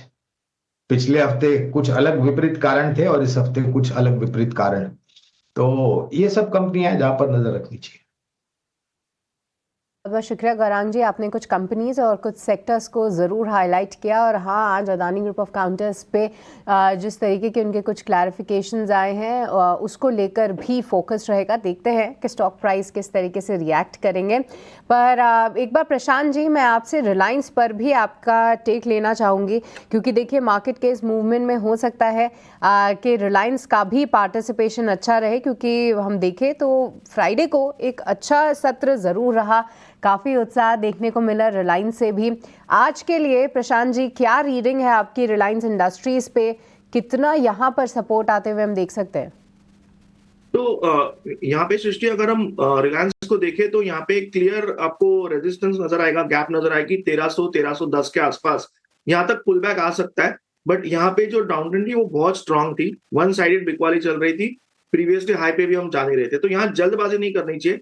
अगर आपने लॉन्ग लिए हो तो आपका जो ट्रेलिंग स्टॉप लॉस होना चाहिए वो 1250 के ऊपर आसपास होना चाहिए। करीबन 1300-1310 के रेंज दिख जाए तो एक बार प्रॉफिट बांध लीजिए। नेक्स्ट डिसीजन जो होगी उसके बाद ली जानी चाहिए। अहम लेवल जो स्टॉक के लिए होगा फॉर मोमेंटम वो होगा 1320 स्पॉट 1320। इसके ऊपर क्लोज होने के बाद हम कह सकते हैं the stock is out of woods और वहां पे एक पोजिशनल नजरिया बना सकते हैं। फिलहाल इसको पुल बैक की तरह ही ट्रीट करना चाहिए। देखते हैं कि शायद आज गैप अप भी हो रिलायंस इंडस्ट्रीज़ में, और जो लेवल्स हैं उनको ज़रूर ध्यान में रखना है। पर आशीष जी, कोई पीएसयू काउंटर जो कि आप हाईलाइट करना चाहेंगे, क्योंकि यहाँ पर देखिए कई सारे काउंटर्स, या एक जो थीम की बात हो रही है कि शायद सेकेंड हाफ में केपेक्स का रिवाइवल हो, ऐसे में कोई स्टॉक जो कि आपको लगता है कि चलने के लिए तैयार है, जहाँ पर हम देख रहे हैं कि कई सारे पीएसयू काउंटर्स में 20-20, 30-30 और कुछ डिफेंस और रेलवेज़ की अगर मैं बात करूँ तो 40% तक का करेक्शन भी देखने को मिला है। तो ऐसे में आशीष जी, कोई स्टॉक, क्योंकि लिस्ट काफ़ी लंबी है तो मैं आप पे ही छोड़ रही हूँ, कोई स्टॉक जो कि आपके लिए स्टैंड आउट करता हो? बिल्कुल। तो देखिए, सबसे इम्पोर्टेंट बात है कि सेंटिमेंटली अब ये सेकंड हाफ में हम जैसे कह रहे थे केपेक्स की रिकवरी भी अच्छी आएगी, और जो ये डेटा आया इसके बाद में इलेक्शन के आउटकम के बाद वापस से कहीं ना कहीं ट्रैक्शन बिल्ड होगा। सबसे पहले तो मैं बात करूंगा सीपीएससी ईटीएफ की, जो कि एक बेस्ट प्ले है इस पूरे पीएसयू थीम को प्ले करने का, और वहां पर एक अच्छा खासा करेक्शन हमने देखा था, जहां पे ये ईटीएफ करीब करीब 110 रुपए से मोटा मोटी करेक्ट होकर 90 रुपए के आसपास आ गया है। अब मेरे हिसाब से आप इसको देखिए तो ये 86 85 पे एक अच्छा बेस है, और कहीं ना कहीं यहाँ पे एक बहुत शार्प रिकवरी मुझे देखने को नजर आती है। तो अगर से आपको पीएसयू प्ले करना है तो सबसे बढ़िया चीज होगी सीपीएससी टिप। इसके अलावा एक स्टॉक की अगर से मैं चर्चा करूं तो एनटीपीसी हमें काफी पसंद है। एज अ डिस्क्लोजर ये स्टॉक हमारे पोर्टफोलियो में भी है। यहाँ पे एक अच्छा खासा करेक्शन हुआ, और हमें लगता है कि पावर की जो डिमांड है वो बहुत जबरदस्त है। इवनिंग में एक अच्छा खासा हम देख रहे हैं शॉर्टेज है, प्लस एनटीपीसी को एक सबसे बड़ा एडवांटेज है कॉस्ट का। कॉस्ट ऑफ डेट एनटीपीसी के लिए काफी कम है as compare to the peers, और जिस तरह से रिन्यूएबल का एक आईपीओ आने की तैयारी हो रही है वो भी कहीं ना कहीं एनटीपीसी के लिए काफी पॉजिटिव रहेगा। हमारा मानना है कि 30 गीगावाट की रिन्यूएबल एनर्जी कैपेसिटी एनटीपीसी आने वाले समय में क्रिएट करने की तैयारी कर रहा है। तो थर्मल के साथ साथ रिन्यूएबल का एक बहुत ही बढ़िया प्ले एनटीपीसी है, और इस करेक्शन के बाद हमें लगता है एक अच्छी अपॉर्चुनिटी दे रहा है। 355 पे एक अच्छा बेस बना है, और मैं समझता हूँ 410 से 420 तक की ट्रेजेक्टरी कहीं ना कहीं एनटीपीसी के अंदर देखने को नजर आ सकती है। एज अ डिस्क्लोजर ये स्टॉक हमारे पोर्टफोलियो एपेक्स पीएमएस में बना हुआ है। ये नजरिया एनटीपीसी पर। लेकिन इसके अलावा गौरांग, आपसे पूछना चाहूंगी, बाजार में जब गिरावट दिखी थी तो 3 चिंताएं थी। एक, वैल्यूएशंस जो काफी एक्सपेंसिव थे, दूसरी तिमाही के नतीजे आए जो काफी कमजोर रहे, और एफआईआईज का आउटफ्लोज। आपका तीनों ही फैक्टर्स पर अब क्या नजरिया रहेगा? एफआईआई आउटफ्लोज तो हमारे हाथ में नहीं, लेकिन ऐसा मानना है कि earnings momentum second half of the year में पिकअप हो सकता है, और अब शायद बाजार में थोड़ी सी तेजी भी आज दिखाई दे सकती है। क्या आपको लगता है कि ये सस्टेनेबल होगा अगले कुछ दिनों तक? ये तो आने वाला समय ही बताएगा मेरे ख्याल से। 1-2 दिन या 1 हफ्ते में अगर रुझान आपको बेहतर मिलता है तो इसका ये तर्क आपको नहीं निकलना चाहिए कि जो करेक्शन आया था वो हो चुका है। हो सकता है थोड़ा बहुत और करेक्शन आ सकता है, लेकिन विदेशी संस्थागतों की बिकवाली की आप जो बात कर रहे थे, प्रथम मुद्दा जो आपने उठाया, तो धीरे धीरे करके अब वो बिकवाली का आंकड़ा फीका पड़ेगा, ऐसा हमारा मानना है। और वो हमें देखने भी मिला है, पिछले हफ्ते भी हमने देखा, शायद आने वाले समय में भी। वो जो आंकड़े पहले बिकवाली के अक्टूबर पूरे महीने में हो रहे थे और शुरुआत के नवंबर के महीने में हो रहे थे, उस प्रकार के बिकवाली के आंकड़े धीरे धीरे करके कम होते जाएंगे। सामने स्थानीय संस्थागत निवेशकों की तरफ से खरीदारी बहुत ही बेहतरीन तरीके से हो रही है, और ये मेरे ख्याल से आने वाले समय में आंकड़ा ऊपर जाएगा। तो ये जो संतुलन का मामला था वो धीरे धीरे संतुलन आपको आता हुआ दिखेगा, और एक न्यूनतम स्तर पर बाजार प्रयास करेगा दायरेबंद कारोबार करने के लिए, बुनियाद बनाने के लिए, और उसके पश्चात धीरे धीरे करके ऊपर की तरफ के दायरे। दिक्कत क्या है यहाँ पर? जो नतीजा है दूसरी तिमाही में उसको लेकर के, हाँ ये बात सही है, मूल्यांकन काफी ऊपर चले गए थे। नतीजे दूसरी तिमाही के आए तो वास्तविकता का सामना हमें बिल्कुल करना पड़ा। और अगर आप मुझे मूल्यांकन के आधार पर पूछते हैं तो हमें लग रहा है कि दिग्गजों में अब बहुत बड़ा आकर्षण मिल रहा है आपको। कई सारे क्षेत्र हैं, कई सारी कंपनियां हैं जो लंबी अवधि के लिए निवेश लायक हमें लग रही है। पहले भी लग रही थी, अब तो ज्यादा ही आकर्षित लग रही है। और फिर क्षेत्र के आधार पर कुछ मझौली कंपनियां हैं। देखिए, एक बात आपको ध्यान में रखना है कि इंडिया विक्स जो है, भले हमने शुक्रवार को 1900 पॉइंट की बढ़त सेंसेक्स में देखी, 550 पॉइंट के अंक की बढ़त हमने निफ्टी में देखी, लेकिन इंडिया विक्स शुक्रवार को भी मेरे ख्याल से 16 के आसपास था। जब तक ये इंडिया विक्स 16 के पास या उसके ऊपर रहेगा, या फिर 14, 15, 16 पर रहेगा, तो आपको वोलेटिलिटी का सामना करना पड़ेगा, उठापटक जिसे हम कहते हैं दिन के दौरान में। अगर इसको कम होना है तो अनिवार्य यह है कि इंडिया विक्स 12 के आसपास या उसके नीचे आकर के खड़ी हो जाए, जिससे एक दिन में जो आपको उठापटक देखने मिलती है वो कम हो जाएगी। तो कई सारे मुद्दे हैं, सिर्फ विदेशी संस्थागत निवेशकों का नहीं, लेकिन अंदरूनी घरेलू स्तर पर भी अगर आप देखने जाए तो ये सब चीजों पर नजर रखना अनिवार्य होगा। सारे ग्लोबल और डोमेस्टिक फैक्टर्स हैं जिसके चलते कुछ दिनों में बाजार में गिरावट दिखी है, लेकिन आईटी सेक्टर पर नजर डालेंगे। Nifty IT index month to date basis पर देखें तो सबसे बड़ा सेक्टोरल गेनर तो है ही, 8% की तेजी यहां पर दिखी है। याद रखें उसके पहले कुछ महीनों तक आईटी सेक्टर में अंडर परफॉर्मेंस दिखा था, लेकिन ट्रंप की जीत के बाद कॉर्पोरेट टैक्सेस अमेरिका में कम हो सकते हैं, जिसके चलते आईटी पर डिस्क्रिशनरी स्पेंड बढ़ता हुआ नजर आ सकता है, जिसके चलते आईटी इंडेक्स में पिछले कुछ दिनों में तेजी दिखी है। पिछले हफ्ते भी निफ्टी आईटी इंडेक्स हरे निशान में बंद हुआ था। प्रशांत, आपसे पूछना चाहूंगी निफ्टी आईटी इंडेक्स पर आपका क्या नजरिया रहेगा, और इसी के साथ इन्फोसिस, टीसीएस और एचसीएल टेक जो दिग्गज आईटी कंपनियां हैं उस पर टेक्निकल नजरिया क्या होगा? तो यहाँ पे अगर हम पहले इंडेक्स की बात करें, हम जो परसों क्लोज हुए थे करीबन 43,300 350 के आसपास क्लोज हुए थे। मुझे लग रहा है अगर ये ब्रेकआउट करीबन एक बार 43,600 के ऊपर जाए तो हम करीबन 44,300 44,500 44,500 तक जा सकते हैं। इसमें जो स्टॉक मुझे ज्यादा कन्विक्शन बेस्ड लग रहा है वो होगा एचसीएल टेक। ये करीबन 1900 की ऑलमोस्ट कगार पे, बाउंड्री पे खड़ा है। मुझे लग रहा है यहाँ पे कंफर्टेबली आप 1930 1940 तक के लेवल्स देख सकते हो। तो यहाँ 1880 1885 के भी स्टॉप लॉस रख के लॉन्ग रखा जा सकता है।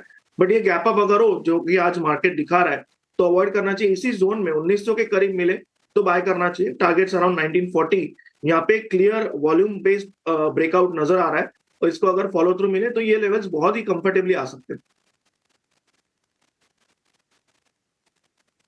टेक पर इन पर्टिकुलर, लेकिन इसके अलावा मेटल सेक्टर से नैल्को, नेशनल एल्यूमिनियम यहाँ पर फोकस करेंगे। याद रखिए शुक्रवार को अच्छी तेजी दिखी, और पिछले हफ्ते की बात करें तो 9% की तेजी के साथ मेटल इंडेक्स का ये शेयर बंद होता हुआ नजर आया। आशीष, क्या राय होगी आपकी नैल्को पर? देखिए बिल्कुल, तो ऐसा एक्सेप्शन पूरे मेटल सेक्टर में नाल्को खास तौर पर बहुत ही बेहतरीन परफॉर्म कर रहा है, और सिक्लिकल एक रिकवरी कहीं ना कहीं हमें लगता है इस स्पेस में, खासतौर पर एल्यूमिनियम स्पेस में देखने को नजर आ रही है। हमने देखा एक अच्छी रैली है और ये कंटिन्यू रहना चाहिए। शायद 320 रुपए तक की एक तेजी मुझे लगता है पोजिशनली नाल्को के स्टॉक में देखने को नजर आ सकती है। तो ये प्योर टेक्निकल पैरामीटर्स में मुझे लगता है एक बड़ा ब्रेकआउट इसके चार्ट पर हमें देखने को नजर आया हुआ है। ठीक है आशीष भाई, बहुत बहुत शुक्रिया, थैंक यू वेरी मच। आज आपने हमारे लिए समय निकाला, अच्छे से गाइड किया कि 25,000 तक जा सकती है निफ्टी, और बैंक निफ्टी भी आप बता रहे हैं कि 53,000 के ऊपर ही रहेगा। और आपने आईसीआईसीआई, पेटीएम जैसे 2 शेयर्स भी दिए और स्टैंडर्ड डिस्क्लोजर भी दिया कि आपके क्लाइंट्स के पास भी पोजीशन है। बहुत बहुत शुक्रिया आशीष भाई, थैंक यू वेरी मच। वापस जल्दी आपसे मुलाकात होती है। शिवांगी शारदा भी इस कार्यक्रम में हमारे साथ जुड़ रही है, एक बार उनका भी स्वागत करते हैं। शिवांगी, बहुत शुक्रिया, थैंक यू वेरी मच समय देने के लिए। आज दिन काफ़ी बेहतर लग रहा है, गिफ्ट निफ्टी भी ऊपर है और फ्राइडे के सेशन में ऑलरेडी मार्केट अच्छा बेस भी कायम कर चुका है। आज आपके शेयर्स कौन से शिवांगी? जी बिल्कुल, वेरी गुड मॉर्निंग। तो हम यहाँ पे देख रहे हैं कि मार्केट्स अच्छे रूप लेते हुए दिख रहे हैं, और जिस तरह से बाइंग इंटरेस्ट लोअर लेवल्स पे इमर्ज हो रही है, ये एक सस्टेनेबल नजर आ रहा है। मेरा पहला पसंदीदा काउंटर जो है वो है कोफोर्ज पे। कंसिस्टेंटली हम देख रहे हैं कि मंथ ऑन मंथ बेसिस पे लगातार पिछले 6 महीनों से यहाँ पे हायर टॉप्स हायर बॉटम्स बने हैं। स्टॉक काफी स्ट्रॉन्ग है, कपल स्टॉपिंग चैनल को रिस्पेक्ट कर रहा है वीकली बेसिस पे। डेली बेसिस की अगर हम बात करें तो अपने प्रीवियस हर्डल जोन्स को सरपास किया है 8160 के ऊपर, और वहां से फॉलो अप एक्शन जो है वो काफी स्ट्रॉन्ग रही है। तो यहाँ पे मेरी राय रहेगी कि हम खरीदारी के मौके ढूंढे। इस सीरीज में अभी तक अच्छी खासी लॉन्ग बिल्टअप देखने को मिली है, तो तैयारी पूरी 8650 तक के लेवल्स के लिए है, वहां के लिए खरीदारी करें 8150 के एक स्टॉप के साथ। ठीक है, खाली का 4G बताओगे, कुछ और भी है मैम आपकी लिस्ट में? जी बिल्कुल, मतलब और जो लिस्ट पे है वो पहला है इंडियन होटल। यहाँ पे भी हम देख रहे हैं कि एक ब्रेकआउट के बाद काफी स्ट्रॉन्ग यहाँ पे हम देख रहे हैं कि बाइंग इंटरेस्ट इमर्ज हो रही है। एक क्लस्टर जोन्स को सरपास किया है स्टॉक ने पिछले 8-9 हफ्तों से एक कंसिस्टेंट रेंज में कामकाज करने के बाद, और जिस तरह से यहाँ पे हम देख रहे हैं कि अच्छी खासी लॉन्ग्स यहाँ पे ऐड हो रही है, करीबन 18% हमने देखा है। तो एक काफी स्ट्रॉन्ग मोमेंटम यहाँ कंटिन्यू होते हुए भी दिखेगा। तो इनफैक्ट हमने फ्राइडे के सेशन में भी रेकमेंड किया था, तो टारगेट्स को और आगे की तरफ बढ़ाएंगे। 830 तक के टारगेट्स यहाँ बनते हुए दिखेंगे। स्टॉप लॉस को ट्रेल करें 780 के लेवल्स पे। तो इंडियन होटल्स ऑलरेडी एक बार पहले भी आपने हमको गाइड किया था शिवांगी, उसका बेनिफिट भी हमको मिला और आप फिर से बता रहे हैं कि 830 तक जा सकता है, आपकी लिस्ट में है। कफोर्ज भी ऑलरेडी आपने हमको पहले भी गाइड किया हुआ है, आज आपने फिर से रिपीट करके बताया कि कफोर्ज पे अभी भी और भी दम है, चल सकता है। इसमें कोई दो राय नहीं है कि इस पूरे मार्केट के फॉल के अंदर कफोर्ज ने अपने आप को बहुत ही बेहतरीन तरीके से मैनेज किया और प्राइस एक्शन भी काफ़ी अच्छा रखा। अब एक काम करते हैं, प्रशांत सावंत काफ़ी देर से बैठे हैं, उनसे हम फटाफट से कुछ एक स्टॉक्स ले लेते हैं। स्टॉक एक्सप्रेस करना शुरुआत। प्रशांत जी, मैं आपसे शेयर पूछता जाऊँगा, जहाँ भी ट्रेड होगा बाय का तो आप स्टॉप लॉस टारगेट दे देना, सेल के भी स्टॉप लॉस टारगेट देना, और जिसमें ट्रेड ना हो उसको अवॉइड करके आप छोड़ भी सकते हो। हाँ, आप बता दीजिएगा जैसे भी होगा। शुरुआत कर रहा हूँ सर SBI कार्ड से। SBI कार्ड एक स्ट्रॉन्ग पुल बैक का काउंटर है, जरा चेक करना चलेगा कितना। तो डीपी जी, यहाँ फर्म बेस तो डेफिनेटली बन रहा है, तो यहाँ रिस्क कम है। अगर हम देखें तो 680 पे क्लोज हुए थे, आप करीबन 670 के नीचे 668 स्टॉप लॉस लगा के लॉन्ग जा सकते हो। टारगेट आपका होना चाहिए यहाँ पे करीबन 695 700, ये टारगेट आप रख सकते हो। 30 रुपये का टोटल रिस्क बन रहा है कुल मिला के, और 700 रुपये तक का टारगेट है इसके अंदर। आपके सामने हमने स्टैंपिंग भी कर रहे हैं, नोटिस करते जाइएगा। दूसरा शेयर है sir Coromandel international. Prashant ji, speed से देखते जाओ। तो यहाँ डिम्पी जी एक ब्रेकआउट ऑलरेडी नजर आ रहा है, वॉल्यूम बैक, और मुझे लग रहा है गैप अप होगा, तो अवॉइड करना चाहिए। कोई भी 1800 के आसपास डिप मिले तब लॉन्ग जाना चाहिए। स्टॉप लॉस अराउंड 1785, और वहां से आप करीबन 1830 35 ये टारगेट रख सकते हो, बट 1800 के नजदीक ही खरीदारी करनी चाहिए, वरना छोड़ देना चाहिए। Done. Sir Castrol India check करना, कैस्ट्रॉल इंडिया। तो ये मैं अवॉइड करूंगा डिम्पी जी, बिल्कुल। शुक्रवार के वॉल्यूम्स बहुत स्ट्रांग है, बट ये एक बहुत स्ट्रांग बिकवाली के बाद फर्स्ट डे वॉल्यूम है, तो ये जब तक स्टेबल ना हो, स्टेबल कहाँ होगा तो 210 के ऊपर, उसके बाद यहाँ नजरिया बदल सकते हैं। ठीक है, टाटा मोटर्स चेक करना सर, टाटा मोटर्स। तो रिम्पी जी, टाटा मोटर्स मेरे रडार पे है, और यहाँ पे मुझे लग रहा है कि करीबन हम 790 पे क्लोज हुए, 800 के ऊपर खरीदना चाहिए, तो conditional buy about 800। Pull back की तरह प्लान कीजिए, क्वांटिटी कम रखिए। स्टॉप लॉस होगा 778 780, पोजिशनल अप्रोच होगी, और टारगेट होगा 840 का 840। ठीक है, 840 का टारगेट है टाटा मोटर्स पे, ये भी रखा जा सकता है। एक शेयर और है LTI माइंट्री। LTI माइंट्री, इसको जरा चेक करना। क्लियर ब्रेकआउट नजर आया था शुक्रवार को, in fact entire mid cap IT space काफी स्ट्रांग लग रहा था, तो यहाँ पे आप टारगेट रख सकते हो। करीबन 6130 पे क्लोज हुआ था, आप यहाँ से 6250 तक के लेवल एक्सपेक्ट कर सकते हो। 6250 स्टॉप लॉस रखिए, करीबन 6085 6085 6090 के लेवल में। आखिरी शेयर आपको और चेक करना है सर, वो है टाइटन। बेस बन चुका है क्या? शादियां चल रही हैं अब, बेस बन चुका है टाइटन का, गिरावट कंप्लीट हो गई है। जी डिम्पी जी, ये मेरे वीकेंड एनालिसिस में भी आया था, और बेस बन चुका है। शुक्रवार के वॉल्यूम ही आपको बता रहे हैं, बट क्लियर मैंडेट के लिए करीबन 3300 के ऊपर क्लोज करना चाहिए। यहाँ से मैं पोजिशनल पर्सनली डेफिनेटली ऐड करना चाहूंगा कैश बेसिस। स्टॉप लॉस मेरा होगा 20 दिनों के एवरेज, यानी 3230 3230 अप्रोच पोजिशनल होगी। यहाँ से मेरा टारगेट होगा 3400 3450। ठीक है, कई बार मार्केट के चर्चा में हम फॉरेक्स को भूल जाते हैं, लेकिन गुरांग सर आपका थोड़ा एक्सपीरियंस हमको चाहिए। ये जो रुपये इस समय कमज़ोर है, काफ़ी कमज़ोर है, हालांकि आज की बढ़त के साथ इसने भी 8 पैसे की मजबूती दिखाई है, अभी 84 के आसपास चल रहा है। ये कॉज ऑफ अ कंसर्न तो नहीं है? कई बार क्या होता है ना, आपकी करेंसी अगर वीक होती है, ठीक है, उसके बेनिफिशियरी भी मिलेंगे, उसके नेगेटिव भी मिलेंगे, बट करेंसी वीक होना अपने आप में अच्छी बात नहीं है। तो एक बार ज़रा आपका टेक चाहिए, जो 84 रुपये का डॉलर चल रहा है इस समय इंडिया में।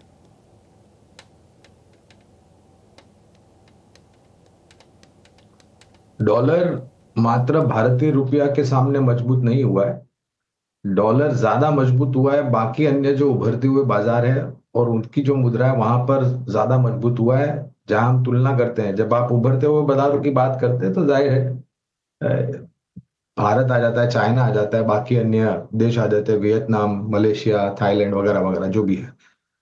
तो जहां तक मेरी जानकारी है, मैं पिछले हफ्ते एक रिपोर्ट पढ़ रहा था रुपए को लेकर के और डॉलर को लेकर के, कि डॉलर मजबूत हुआ है रुपए के सामने, लेकिन डॉलर ज्यादा मजबूत हुआ है बाकी अन्य देशों की मुद्राओं के सामने और उभरते हुए बाजारों के सामने।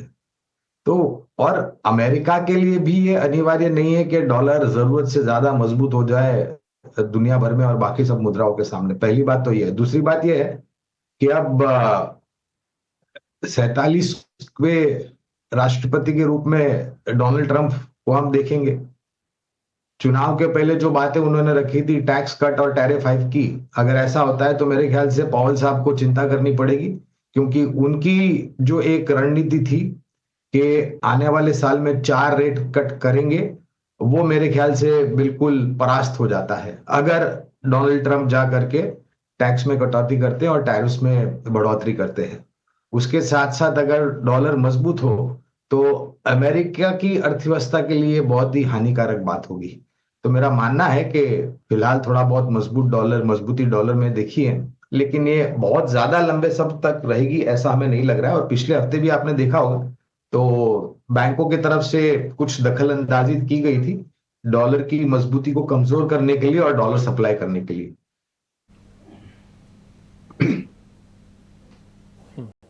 मैं उम्मीद करता हूं कि सर करेंसी का ये ठीक ठाक चलन वापस लौटेगा। खैर मैं अपने सहयोगी वापस शरद को जोड़ लेता हूं ताकि वो नवरत्न 9 बजे तक के जितने भी एक्शन वाले स्टॉक हैं वो सब आपके सामने वापस ले आएँ। शरद बताएं प्लीज़।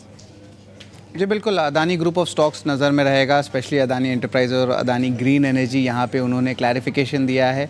उन्होंने कहा है कि कोई एग्रीमेंट एयरपोर्ट या ट्रांसमिशन प्रोजेक्ट्स के लिए नहीं हुई है केनिया के साथ। इसके अलावा महाराष्ट्र बेस्ड कंपनीज भी आज नज़र में रहेंगे। एनडीए लेड विक्ट्री आई है स्टेट इलेक्शंस की, और स्पेशली शक्ति पंप्स जैसे एग्री नेम्स या जेके इंफ्रा, और आप कह सकते हैं रियल एस्टेट स्टॉक्स मुंबई के या महाराष्ट्र बेस्ड, उन पे जो है नज़र रहेगा। और ऑफ कोर्स शक्ति पंप्स में आपके जो नंबर्स कम दिख रहे हैं, इनका जो है एक और इम्पैक्ट आया है कि जो एडजस्टमेंट है वो उनकी शेयर इशू बोनस इशू में भी हो रही है, इसीलिए आपको नंबर्स कम दिख रहे हैं। जोमेटो की बात करें तो सेंसेक्स में इंक्लूड होने वाला है December 23 को, और JSW स्टील को वो रिप्लेस करेगा। तो जोमेटो के लिए भी पॉजिटिव न्यूज़ फ्लोज है। हाल ही में कंपनी FNO में भी आई है लिस्ट में, और ओवरऑल इनफ्लोज देखने मिल सकती है। वोल्टास, कल्याण ज्वेलर्स जैसे स्टॉक्स पे भी नज़र रखिए, क्योंकि आज MSCI स्टैंडर्ड इंडेक्स का भी जो है चेंजेस आने वाला है, और दिन के आखिरी 1 घंटे में जो है ये वॉल्यूम्स और मोमेंटम जो है इन स्टॉक्स में देखने मिलेगी। तो ऑफ कोर्स एक अच्छी इन्फ्लोज वोल्टास में एक्सपेक्टेड है, तो स्टॉक को नज़र में रखिएगा। IGL भी फोकस में रहेगा। CNG प्राइसेस बढ़ा दिए 1.5 से लेकर 4 रुपये प्रति kg पे नॉन दिल्ली एरियाज़ में, जहाँ पे कंट्रीब्यूशन लगभग 30% वॉल्यूम्स के करते हैं। और थोड़े दिन पहले MGL ने भी प्राइस हाइक ली थी। सुवेन फार्मा की मैनेजमेंट मीट हुई थी, और एक इम्पॉर्टेंट बात सामने आता है। उन्होंने कहा कि अपनी बिजनेस जो है उसको डबल करने की कोशिश करेंगे अगले 5 साल में, और पोटेंशियल मर्जर एंड एक्विजिशन भी देखने मिल सकता है। और आगे जाते हुए जो सेकेंड हाफ है वहाँ पे भी अच्छी ग्रोथ की जो है गाइडेंस कंपनी ने दी है। BSE के लिए नेगेटिव न्यूज़ फ्लो है। कुछ चेंजेस आए हैं क्लियरिंग कॉर्पोरेशन के रूल्स के सेबी की तरफ, और जेफरीज मानते हैं कि BSE का जो वित्त साल 2026 और 27 का कंसोलिडेटेड EPS है वो 12 से लेकर 15% तक गिर सकता है, और कुछ प्रोडक्ट लेवल्स पे भी मार्जिन्स पे इम्पैक्ट पड़ सकता है। तो ये एक इम्पॉर्टेंट डेवलपमेंट स्टोरी है BSE के लिए। राइट्स को भी लगभग 530 करोड़ का रेलवे इलेक्ट्रिफिकेशन का ऑर्डर आया है, हमारा जो आखिरी 8वां स्टॉक है। और आखिर में बात करेंगे बिग बोल्ड ब्रोकरेज की, जहाँ पे M&M नज़र में रहेगा। पिछले 2 सेशन में स्टॉक में भारी तेज़ी भी देखने मिली है, और यहाँ पे जेफरीज की रिपोर्ट आई है, मेंटेन बाय रखा है। टारगेट प्राइस है 3700 रुपीज़ शेयर का, और यहाँ पे वो कह रहे हैं कि मारुति से ज़्यादा बेटर इन्वेस्टमेंट ऑप्शन M&M है। और market share tractor, SUV, LCVs में सब जगह जो है बढ़त देखने मिल रही है M&M के लिए। शरद, शुक्रिया नवरत्न की सूची हमारे साथ शेयर करने के लिए। सो बिग बोल्ड ब्रोकरेजेस भी हैं, और इसके अलावा भी ढेर सारी खबरें हैं जिस पर नजर रहेगी। लेकिन सोमवार की सुबह है, और फ्राइडे की स्ट्रांग मार्केट क्लोजिंग के बाद हमारा वीकेंड भी काफी इवेंट पैक्ड रहा। इस वक्त अगर आप देखेंगे प्री ओपन में 24,300 के स्तर है, जिसे वॉच आउट करना चाहिए। 24,254 के इर्द गिर्द इस वक्त बाजार जो है करीब 350 अंकों के हरे निशान के साथ खुलने की तैयारी करता हुआ। महाराष्ट्र में महायुति की भारी जीत जश्न बाजार भी मना रहा है, क्योंकि गिफ्ट निफ्टी में आज सुबह से ही करीब 400-450 अंकों की मजबूती। वहीं एशियाई बाजार भी अच्छी रौनक दिखाते हुए, और अमेरिकी बाजार भी शुक्रवार के सेशन में अच्छी खासी मजबूती पर ही क्लोज होते हुए दिखे। सो आज हमें रिएक्ट करना है महाराष्ट्र और झारखंड दोनों के इलेक्शन आउटकम्स पर। और इसके अलावा अगर देखिए फ्राइडे सेशन को भी, पीछे से थोड़ा फ्राइडे सेशन को भी याद रखिएगा, क्योंकि powerful relief rally before the election verdict देखने को मिली, और आज सुबह की जो तैयारी है मजबूती वाली इंटैक्ट रहती या नहीं, इस पर खास तौर से नजर रहेगी, क्योंकि फ्राइडे जिस तरह से हमने स्ट्रांग मोमेंटम दिखाया उसके बाद आज हफ्ते की शुरुआत कैसी होती है इस पर ध्यान से हम नजर बनाकर रखेंगे। बैंक निफ्टी में भी अच्छी मजबूती के साथ शुरुआत होने की तैयारी इस वक्त चंद मिनटों में बाजार खुलते हुए। Railway stocks, Shivangi good morning, आज फोकस में रहेंगे। रेल विकास निगम को ईस्टर्न रेलवे से करीब 837 करोड़ का ऑर्डर मिला है।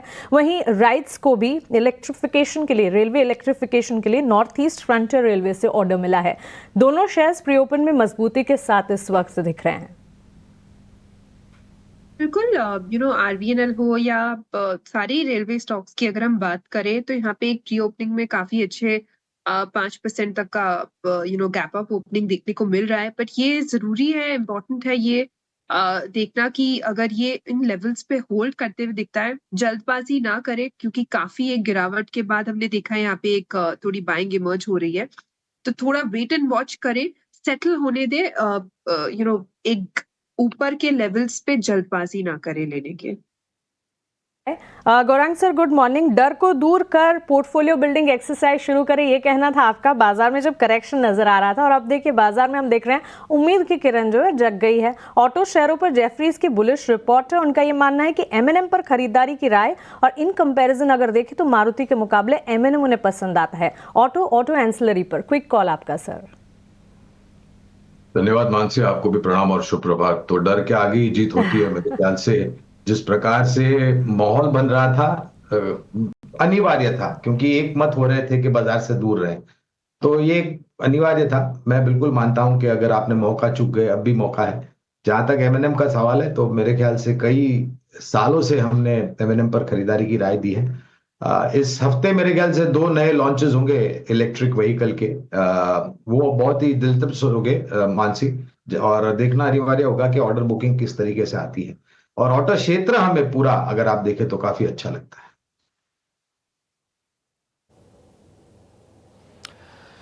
ठीक है, डन। तो ये कुछ अलग अलग स्टॉक्स भी आपको यहाँ पे समझ में आ रहे होंगे। खैर, हम मार्केट्स ओपनिंग की तरफ बढ़ रहे हैं थोड़ा आगे, और आज जो लेवल्स फ्रीज हुए हैं पहले उस पर आते हैं। देखिए 350 पॉइंट की बढ़त के साथ निफ्टी फ्रीज हुआ है। ओपनिंग में एक गैप मार्केट ने अच्छा देगा, वो है 24,000 को ट्रैप, 24,200 का ट्रैप, लेकिन 24,400 एक रेजिस्टेंस है। मैंने आपको सुबह चार्ट के ज़रिए भी बताया था कि 24,400 मार्केट के लिए ये पूरी सारी चीज़ों को डिस्काउंट करने का मामला है। और दूसरा, गौरांग सर ने भी आज सुबह सुबह, अमूमन वो विक्स की बात करते नहीं, लेकिन उन्होंने आज वॉलेटिलिटी इंडेक्स यानी कि विक्स के बारे में आपको बताया। ये बात सच है कि मार्केट ने फ्राइडे के अंदर मोमेंटम दिखाया, लेकिन ये बात भी उतनी सच है कि विक्स भी उस दिन बढ़ा था। तो फियर इन द इंडेक्स और volatility in the index remains the same. ये थोड़ा कम होना चाहिए, कम से कम 14 तक रहे, तब जाके आप ये कह सकते हैं स्टेबिलिटी है। दूसरा पॉइंट, आज खुलते एकदम से ना उतरिएगा, 24,200 को पहले पकाने देना, फिर 24,400 का रास्ता खुलेगा। और मैं कई बार, जैसे मैंने आपको पहले भी कहा, फिर से रिपीट कर देता हूँ, नए वालों के लिए पोजीशंस लेने में अभी कोताही जल्दी ना करें, वो थोड़ा रुक के, थोड़ा आराम से ट्रेड करें, और थोड़ा रुक के भी करें। ये एक अच्छा माहौल बना है, लेकिन ये माहौल में से बहुत सारी चीज़ें वापस आपको अपने बैक टू द बेसिक्स पे ही आना पड़ेगा। ये कुछ दिनों की चांदनी है। और दूसरा पॉइंट, बैंक निफ्टी की अगर आज आप क्लोजिंग ओपनिंग देखेंगे तो करीब 900 पॉइंट ऊपर है, ये 52,000 के ऊपर खुल रहा है। तो इसके पास एक स्ट्रॉन्ग बेस है। 51,500 ट्रैप हुआ, 51,800 ट्रैप हुआ, और 52,000 के भी ऊपर खुल रहा है। तो इसलिए आज इसका बेस 51,800 का बना रहना चाहिए। अगर ये बना रहता है तो आई होप सो कि आपको थोड़ा बेनिफिट मिलेगा। ध्यान रखा जाए, दोनों इंडेक्सेस में डिस्काउंटिंग लगा हुआ था, सामने डेरिवेटिव एक्सपायरी है, ये हफ्ता एक्सपायरी का भी है, तो पोजीशंस की रोल ओवर भी चेक करना। अभी तक रोल ओवर कम है निफ्टी पर और बैंक निफ्टी पर। आ जाते हैं शेयर्स पे। आज के जो सुपरस्टार शेयर्स हैं, यानी कि जो आज बढ़ने वाले शेयर्स हैं, स्क्रीन पे मैं बता देता हूँ। टॉप 50 पहले काउंटर्स में से अडानी पोर्ट्स 4%, अडानी एंटरप्राइजेस 3% ऊपर खुलेगा, यानी कि अडानी के दोनों shares. BEL, NTPC, Shriram finance 2% ये भी ऊपर खुलने जा रहे हैं। एक ही शेयर कमज़ोर खुलेगा, वो है GSW स्टील, इकलौता शेयर है, अदरवाइज ज़्यादातर शेयर आपको तेज़ी के साथ खुलेंगे। अब मार्केट खुल रहा है, देखते हैं आज इस सभी पॉजिटिव सेंटीमेंट्स को लेकर बाजार आज अपनी ओपनिंग के बाद फिर क्या करता है। ये जो बढ़त आई है 350 पॉइंट की, निफ्टी पे आके तो उतनी है, लेकिन बैंक निफ्टी ने ये जो 900 पॉइंट दिखाए थे वो वापस से 52,000 दिखाने के बाद सीधा नीचे आ गया 51,800 के आसपास। जैसे मैंने शुरुआत में भी कहा था कि 51,800 की इंपॉर्टेंस ज़्यादा है 52,000 से। तो तो आज 51,800 के ऊपर मार्केट आज क्लोज कर देगी। मैं ओपनिंग में क्लोजिंग की बात इसलिए बार बार बोल रहा हूँ क्योंकि ये चीज़ तो हमने पा ली ओपनिंग के साथ ही, लेकिन उसको मेंटेन करना है बाजार की आज की जिम्मेवारी बनती है। अगर ये जिम्मेवारी बहुत अच्छे से निभा लेता है तो फिर कोई दिक्कत नहीं। 51,941 के आसपास है।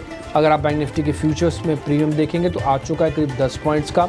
HDFC के बढ़त 27 रुपये के आसपास की है। रिलायंस 32 रुपये पर है। रिलायंस की बढ़त आज फिर से 2% की है।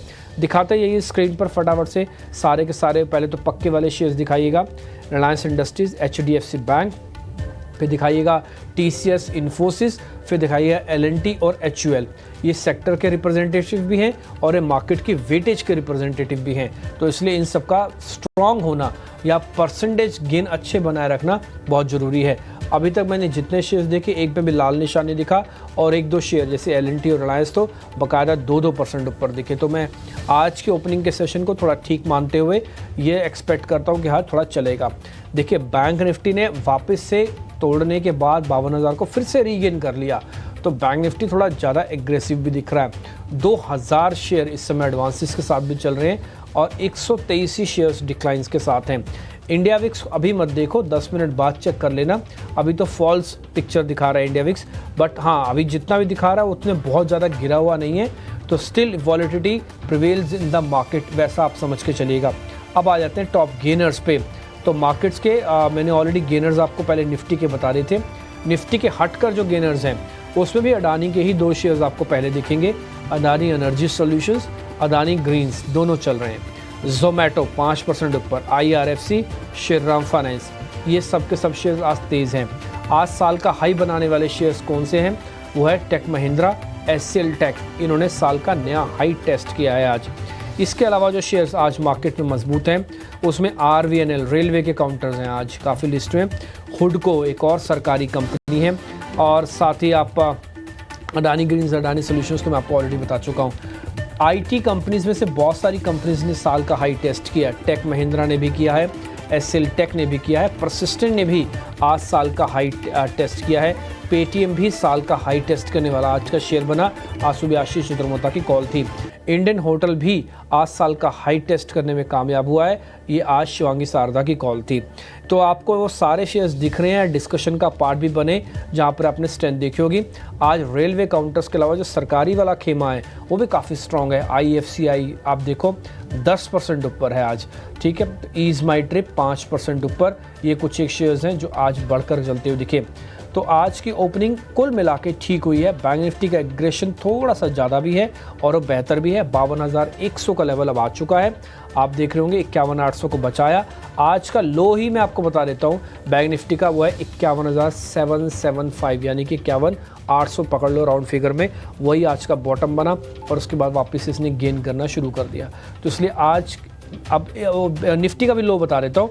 निफ्टी का लो है आज का 24,212, तो 24,200 आज बचा जाए और जैसे 51,800 बच जाए तो फिर आप 200 दिनों के एवरेज को अब जल्दी टेस्ट नहीं करेंगे।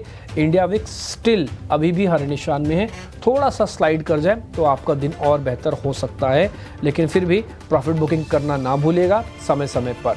हीट मैप स्क्रीन पर आ जाएंगे, जल्दी से हीट मैप दिखाइए, फिर मेहमानों से कनेक्ट करके ओपनिंग के सौदे लेने शुरू करेंगे। जल्दी से दिखाते हैं ये हीट मैप। पहले तो निफ्टी के काउंटर्स ले आइए। तो निफ्टी के अंदर अमूमन अगर आप देखेंगे पहले टॉप 50 काउंटर्स में से, तो श्रीराम फाइनेंस अभी हाल का ही हिस्सा बना है, वो आपको 4% ऊपर दिखेगा। M&M, BEL, L&T भी ये करीब 4% ऊपर हैं आपके लिए। आज आपको एक भी शेयर निफ्टी का, मतलब बड़े शेयर्स में से, वो आपको दिखेगा कि 2% से कम कोई भी नहीं है, जो भी हीट मैप आप देख पा रहे थे। Same with the bank Nifty. Bank Nifty में थोड़े पक्के वाले शेयरों के पास वेटेज ज़्यादा है, जैसे SBI आप चेक कर रहे होंगे, ICICI आप चेक कर रहे होंगे, HDFC आप चेक कर रहे होंगे। इन सब में 1.5, पौने 2% का सब में बढ़त है। तो ये समग्रता में आज आपको चलता हुआ दिख रहा है। इसमें सरकारी और गैर सरकारी का फ़र्क नहीं है आज। निफ्टी फार्मा ये थोड़ा डिफेंसिव है, बट ठीक है, ये डिफेंसिव कम एग्रेसिव दोनों का रोल अच्छे से अपनाता है। ये भी आप अपनी हीट मैप पे चेक कर लीजिए, आपको शेयर्स अलग अलग तरीके दिख जाएंगे। स्पीड से फायर कीजिए। मेटल्स भी, IT के इंडेक्स भी आपकी स्क्रीन पर हैं। IT का तो क्रेडिट देना ही होगा। थोड़ा सा ना रुपए वाला बेनिफिट भी IT के पास जुड़ रहा है। और आशीषा बता भी रही थी कि US में अगर कॉर्पोरेट टैक्सेशन कम की जाती है तो उनका जो डिस्क्रिशनरी इनकम है वो बहुत बड़ी IT के पास शिफ्ट हो जाएगी। तो ये भी एक बड़ा पॉइंट है जो कि इंडियन आईटी कंपनीज़ को भी हेल्प कर रहा है। मोर देन 60%, कईयों की तो बैलेंस शीट 80% तक भी है जो सिर्फ यूएस से ही बिजनेस लेके आते हैं और कहीं से बिजनेस नहीं आता उनका। ये कुछ मेटल इंडेक्सेस आप देख पा रहे हैं। ग्लोबल मार्केट की तस्वीर जब भी बेहतर होगी तो मेटल्स आपको चलते हुए दिखेंगे और डॉलर रुपये इक्वेशंस में भी थोड़ा सा ध्यान रख के ही मेटल्स में काम करना। ये एफएमसीजी है, चल जाएगा। एफएमसीजी एक फैंसी काउंटर्स के तौर पर सिलेक्शन आपको अपने हिसाब से करना होगा। अब मेरे सहयोगी मेहमानों के साथ कनेक्ट होकर आपके सामने ओपनिंग के ट्रेड रख रहे हैं। सेंसेक्स 80,300, निफ्टी 24,200 के ऊपर और बैंक निफ्टी 52,000 के ऊपर आके ट्रेड कर रहा है।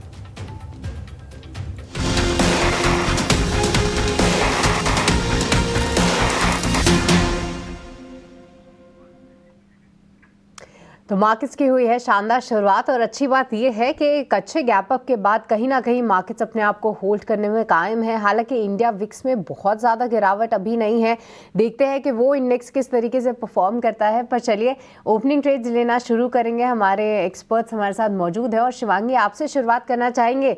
कई सारे काउंटर्स में तो गैप अप ही स्टार्ट हुआ है, पर कोई स्टॉक जो कि आपके लिए स्टैंड आउट करता है जहाँ पर ओपनिंग के बाद आपको मौके दिखाई दे रहे हैं शिवांगी? जी बिल्कुल, मेरा यहाँ पसंदीदा काउंटर रहेगा सीमेंस। हम देख रहे हैं कि ये काफी अच्छा बेस फॉर्मेशन हुआ है और उसके बाद बॉटमिंग आउट स्ट्रक्चर हो रहा है डेली बेसिस पे। स्टॉक ने अपने की एक्सपोनेंशियल मूविंग एवरेजेस को भी सरपास करते हुए अब नजर आ रहा है। अच्छी खासी यहाँ पे शॉर्ट कवरिंग मूव देखने को मिल रही है।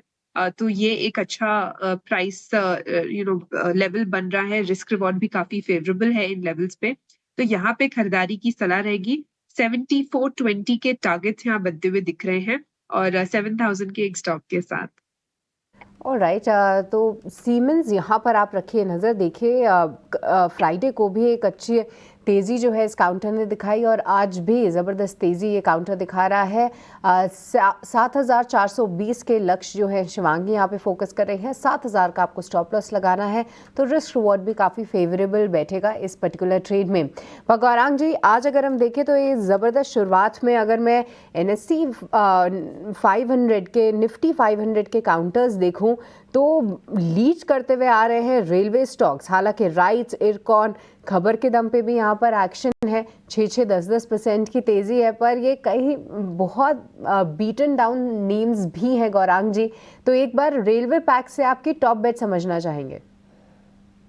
देखिए सृष्टि, मैं कंपनी स्पेसिफिक तो टिप्पणी नहीं करूंगा क्योंकि फिलहाल हमने स्टॉक्स कवरेज में नहीं रखा है, कुछ रिव्यू में गए हैं।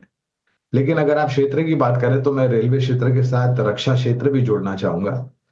और ये दोनों ही क्षेत्र में आपने देखा था, ये करेक्शन आया उसके पहले बहुत ही शानदार ऊपर के तरफ के दायरे पिछले 6 महीने, साल, 1.5 साल, 2 साल या उससे ज्यादा का आप अगर समय देख ले और रिटर्न इन्होंने जिस तरीके से खड़ा किया, ऊपर के स्तर जो देखे हैं, तो मेरा मानना है कि पहले तो आपने अगर रक्षा और रेलवे क्षेत्र में निवेश किया है तो 3 से 5 साल का नजरिया रखें। अगर आपको वास्तविकता में एक बहुत ही शानदार मुनाफा आपको कमाना है। और मैं इतना बिल्कुल कहना चाहूंगा सृष्टि की ये दोनों ही क्षेत्र में इतनी ताकत और इतनी क्षमता है कि अगर आप 3 या 5 साल तक निवेशित रहते हैं अच्छे मजबूत स्टॉक में, तो आपको अनुमान से ज्यादा मुनाफा खड़ा करके मिलेगा। खाली एक ही दिक्कत है कि लोग यहाँ पर छोटी या मध्यम अवधि के लिए दांव लगा देते हैं और फिर फंस जाते हैं। तो अगर आपको छोटी मध्यम अवधि के लिए शेयर बाजार में अगर कारोबार करना है तो आपको ये देखना है कि क्षेत्र कौन सा चुनना चाहिए आपको। रक्षा और रेलवे एक लंबी अवधि के लिए बहुत ही सकारात्मक क्षेत्र है और हमें लग रहा है कि आपको सक्षम मजबूत कंपनियों में रोजमर्रा आप जाकर के शेयर के दाम देखेंगे ये भी अनिवार्य नहीं है। हाँ, लेकिन इनका बिल्कुल हर महीने आप एक रकम तय कर लीजिए और जो भी मजबूत कंपनियों का आपने चयन किया है या आपने चुन करके रखा है वहां पर थोड़ा थोड़ा करके हर महीने आने वाले 3 से 5 साल तक अगर आप पैसे लगाते हैं तो मेरे ख्याल से आप हंसते हंसते हुए आपके बैंक में जाएंगे मुनाफा जमा करने के लिए।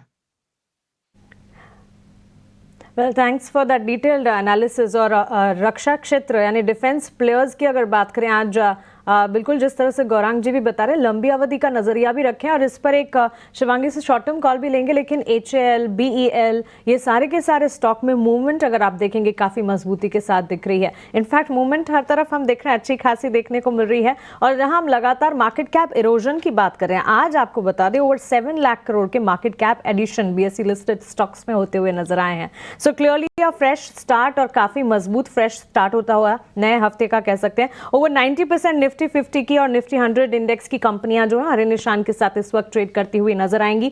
95% मिड कैप और स्मॉल कैप में भी गेनिंग मोमेंटम यानी कि मजबूती की चाल ही आप देख पाएंगे। रियल्टी इंडेक्स जिसका हम जिक्र भी कर रहे थे और बाजार खुलने से ठीक पहले इलेक्शन वर्डिक्ट के ठीक बाद रियल एस्टेट सीमेंट प्लेयर्स पर गौरांग सर अपना टेक दे रहे थे। रियल एस्टेट इंडेक्स आज कह सकते 1 month high on an intraday basis 3% की मजबूती के साथ दिखाते हुए। PSU बैंक स्पेस में 3% की मजबूती देखने को मिल रही है और क्लियरली यहाँ पर अगर देखें हर सेक्टर हर पॉकेट में अच्छा खासा एक्शन इस वक्त तमाम सेक्टर्स में हरे निशान के साथ कामकाज देखेंगे। शिवांगी एक क्विक राय आपकी हम जानना चाहेंगे डिफेंस प्लेयर्स HAL और BEL पर भी। इनफैक्ट HAL के लिए तो एक खबर भी है, सेंसेक्स में जो चुनिंदा कंपनियां और BSE 100 इंडेक्स में जो चुनिंदा कंपनियां शामिल होने वाली हैं उस लिस्ट में ये स्टॉक आ रहा है। ऑफकोर्स 23 दिसंबर से लागू होते हुए दिखेंगे बदलाव, लेकिन ठीक पहले अगर हम देखें फंडामेंटल आउटलुक पॉजिटिव मिल चुका है। टेक्निकली आपकी राय बताएं। जी बिल्कुल मानसी, HAL की अगर हम बात करें यहाँ पे स्ट्रक्चर पॉजिटिव अब नजर आ रहा है क्योंकि अच्छी बाइंग इंटरेस्ट इमर्ज हो रही है, बट मेरी यहाँ नजर BEL पे है।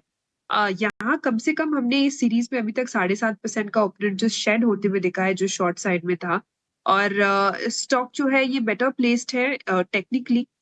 एक अपने वीकली बेसिस पे लगातार पिछले 12-13 हफ्तों के कंसोलिडेशन से निकलने की पूरी तैयारी कर रहा है। तो यहाँ पे पर जो पेस ऑफ बाइंग है वो 300 के ऊपर इंक्रीज होनी चाहिए। तो यहाँ पे 300 पे एक हल्का हर्डल रहेगा, वहां तक के लिए हम प्ले आउट कर सकते हैं, और 285 एक इम्पोर्टेंट सपोर्ट है। PFC REC के चार्ट्स भी शिवांगी एक बार देखें क्योंकि यहाँ पर भी अच्छी खासी मजबूती के बीच कामकाज देखने को मिल रहा है। करीब 5% की तेजी PFC के स्टॉक प्राइस में, ऊपरी स्तर से अब हल्की सी गिरावट भी आती हुई, और REC के स्टॉक अगर चार्ट्स को देखें वहां पर भी ऑलमोस्ट 5% का अप मूव है। जी बिल्कुल, REC PFC की बात करें ये दोनों ही स्टॉक साथ में ही चलते हैं, और यहाँ पे एक अच्छा नेगेशन देखने को मिला है वीकली बेसिस पे, और लगातार हमने इसमें देखा है कि काफी वॉलेटाइल रहता है ये स्टॉक, तो स्विंग्स काफी रहते हैं, तो ट्रेड भी कर रहे हैं अगर तो हम स्टॉप लॉसेस के साथ लगाते हुए करें। 520 तक की जगह बनते हुए दिख रही है PFC में, तो ये हम ध्यान रख सकते हैं, बट जरूर स्टॉप लॉस ध्यान रखें। 490 एक इम्पोर्टेंट सपोर्ट है। राय PFC REC पर मिलती हुई इस बीच जहां PSU बैंक का जिक्र हम कर रहे थे, चाहे बड़ी दिग्गज बैंक्स हो या छोटी मझौली बैंक्स हो, एक एक करके स्क्रीन पर लेकर आएंगे। पूरे के पूरे स्पेस में ही हम अच्छी खासी मजबूती देख रहे हैं, करीब 3% का इजाफा है, लेकिन Punjab national bank, SBI, central bank, bank of Baroda, ये सारे के सारे स्टॉक्स हैं जो कि अच्छे खासे एक्शन के साथ आप देखेंगे करीब 4-4.5% की मजबूती। लार्जर प्लेयर्स में भी अगर आप देखेंगे जो सबसे ज्यादा कॉन्ट्रीब्यूट कर रहे हैं उस लिस्ट में भी ICICI बैंक जैसे दिग्गज, HDFC बैंक जैसे दिग्गज नजर आएंगे। Gaurang sir, banks and financials पर, और इसमें जियो फाइनेंस को भी एक बार देखना चाहिए क्योंकि जियो फाइनेंस पर भी लगातार हम देखते हैं कि इनफैक्ट पिछले कुछ महीनों का ट्रेंड देखें अच्छी मजबूती है, 320 तक के स्तर है, 400 तक जाने का भी दमखम रखता है। इनफैक्ट कुछ रिपोर्ट्स ये भी जताती हैं। जियो फाइनेंस या स्पेसिफिक स्टॉक कॉल्स अगर ना देना चाहें तो NBFCs और साथ ही बैंक प्लेयर्स पर, बैंकिंग स्पेस पर आपकी राय?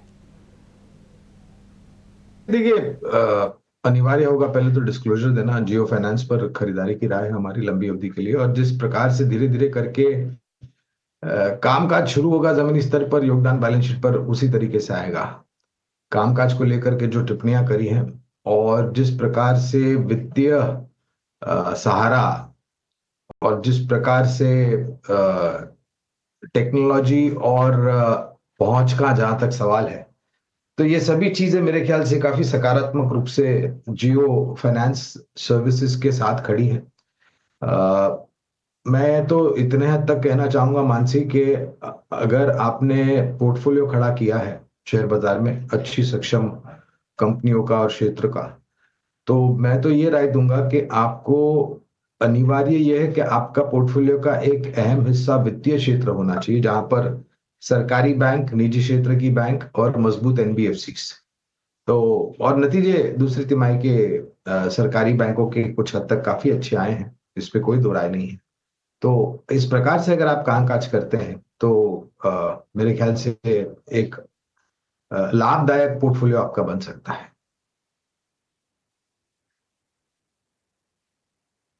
ठीक है, काफ़ी दिनों बाद एक वर्ड सुना है, लाभदायक। तो लाभदायक पोर्टफोलियो बनाने के लिए गुरांग सर की आप सारी राय मानते रहिएगा, समझते रहिएगा, सुनते भी रहिएगा। खैर इस बीच नरेश मिरानी भी मेरे साथ जुड़ चुके हैं, उनका भी ज़रा स्वागत करते हैं। प्रशांत जी वापस आए हैं एक छोटे से ब्रेक के बाद। वापस से प्रशांत जी आपका भी शुक्रिया। नरेश भाई, मार्केट खुलने के बाद 400 पॉइंट ऊपर है, 1000 पॉइंट है बैंक निफ्टी ऊपर। शेयर्स को ढूंढा जिसमें अभी भी है स्टीम। अच्छा लगता है, रिस्क रिवॉर्ड अच्छा है। वो सबसे पहले एक्सिस बैंक जो इतना चला भी नहीं है और फाइनली 1120 1140 के सपोर्ट से बाउंस बैक हो रहा है, तो यहाँ पे अपसाइड लगता है। पोजिशनली 1250 का, शॉर्ट टर्म में 1200, स्टॉप लॉस अभी रिवाइज्ड होगा 1140 का। दूसरा बाय रहेगा लॉरस लैब्स पर, जहां पे एक ब्रेकआउट हुआ था फ्राइडे को और अभी भी वहीं पे ऑलमोस्ट अवेलेबल है। स्टॉक 1% अप है, तो यहाँ पे भी अपसाइड लगता है टुवर्ड्स 570 पोजिशनली, 540 शॉर्ट टर्म में। स्टॉप लॉस अब रिवाइज होगा 510 का। और फाइनली एक प्रीएम्प्टिव बाय रहेगा पिरामल एंटरप्राइजेस पर, जहां पे मल्टीपल अटेम्प्ट्स हुए 1100 1120 पर। सो यहाँ पे 1050 के स्टॉप लॉस से पोजिशनल बाय होगा। ठीक है, ये कुछ एक स्टॉक्स हैं जो सर ने आपको बता दिए। आप मोटा मोटी इनको चेक भी कर सकते हो। पोर्टफोलियो में तो ज़्यादा मत लेना, बट अगर ले रखे हैं तो एक बार लेवल्स वगैरह भी सब चेक कर देना। हम प्रॉपरली स्टैंपिंग भी कर रहे हैं इस पर। पिरामल एंटरप्राइजेस और एक्सिस बैंक में कुछ ज़्यादा इंटरेस्टिंग दिखे। अच्छा सर, कुछ और शेयर्स भी मैं आपसे ही पता कर लेता हूँ ज़रा जल्दी से, जिनमें आज अच्छी पोजीशनिंग बन रही है। एक बार ज़रा आप BPCL चेक करना सर, ये कितना और चल सकता है? 4% ऊपर है BPCL। सो BPCL अगर हम देखें तो स्टॉक ने 370 का ऑलमोस्ट हाई बनाया था very recently October first week में। वहां से ऑलमोस्ट 280 के भाव पर आ गया। 280 जो प्राइस था जून 4 इलेक्शन डे पर रफली लो बैंड था, मार्च में भी। सो यहाँ पे मिनिमम अपसाइड अगर देखें पोजिशनली तो टुवर्ड्स 320 हो सकती है, जो रिसेंट स्विंग हाई है, इक्विवेलेंट टू जो 24,500 निफ्टी का था रफली, जो बाउंस बैक हुए थे अभी। सो 320 फर्स्ट होगा और 320 के ऊपर जब अगर जाता है तो रिवर्सल हो सकता है, तो अभी भी बाय ऑन डिप्स बनता है। ठीक है, डन। एक MGL और चेक करना नरेश, MGL के अंदर कितना दम है, क्योंकि पुल बैक का स्टॉक है इसलिए वॉल्यूम बहुत नहीं है, बट प्राइस एक्शन शायद अभी आ जाए इसमें। सो यहाँ पे जो वे में स्टॉक गिरा है ऑलमोस्ट 40% फ्रॉम द टॉप, तो रिकवरी स्लो होगी और काफी सारे न्यूज अनाउंसमेंट्स है। तो यहाँ पे सबसे पहले जो कैप डाउन रहा है 1300 to 1260 का, वो सबसे बड़ा रेजिस्टेंस होगा। तो वहां पे एक बड़ा रेजिस्टेंस आना चाहिए और 1120 का स्टॉप लॉस होना चाहिए अगर यहाँ से लॉन्ग करना है। ठीक है, डन। कुछ शॉर्ट कवरिंग के कैंडिडेट हैं। प्रशांत सावंत, एक बार जरा आप भी चेक करना। 2 शेयर हैं, एक है एस्कॉर्ट्स, थोड़ी कवरिंग हो रही है इसके अंदर, जरा इसको चेक करना है एस्कॉर्ट्स कितना चल सकता है।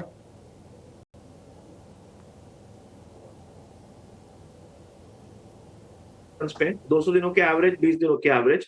सो आपको यहाँ क्लोज चाहिए 3600 के ऊपर क्लोज होना चाहिए, यानी करीबन 320 325 के आसपास। अगर 3600 के आसपास प्राइस है तब आप लॉन्ग जाइए। स्टॉप लॉस रखेंगे करीबन 3540 3540। यहाँ से आप टारगेट कंफर्टेबली रख सकते हो। रेंज की ऊपरी लेवल करीबन 3740 3750।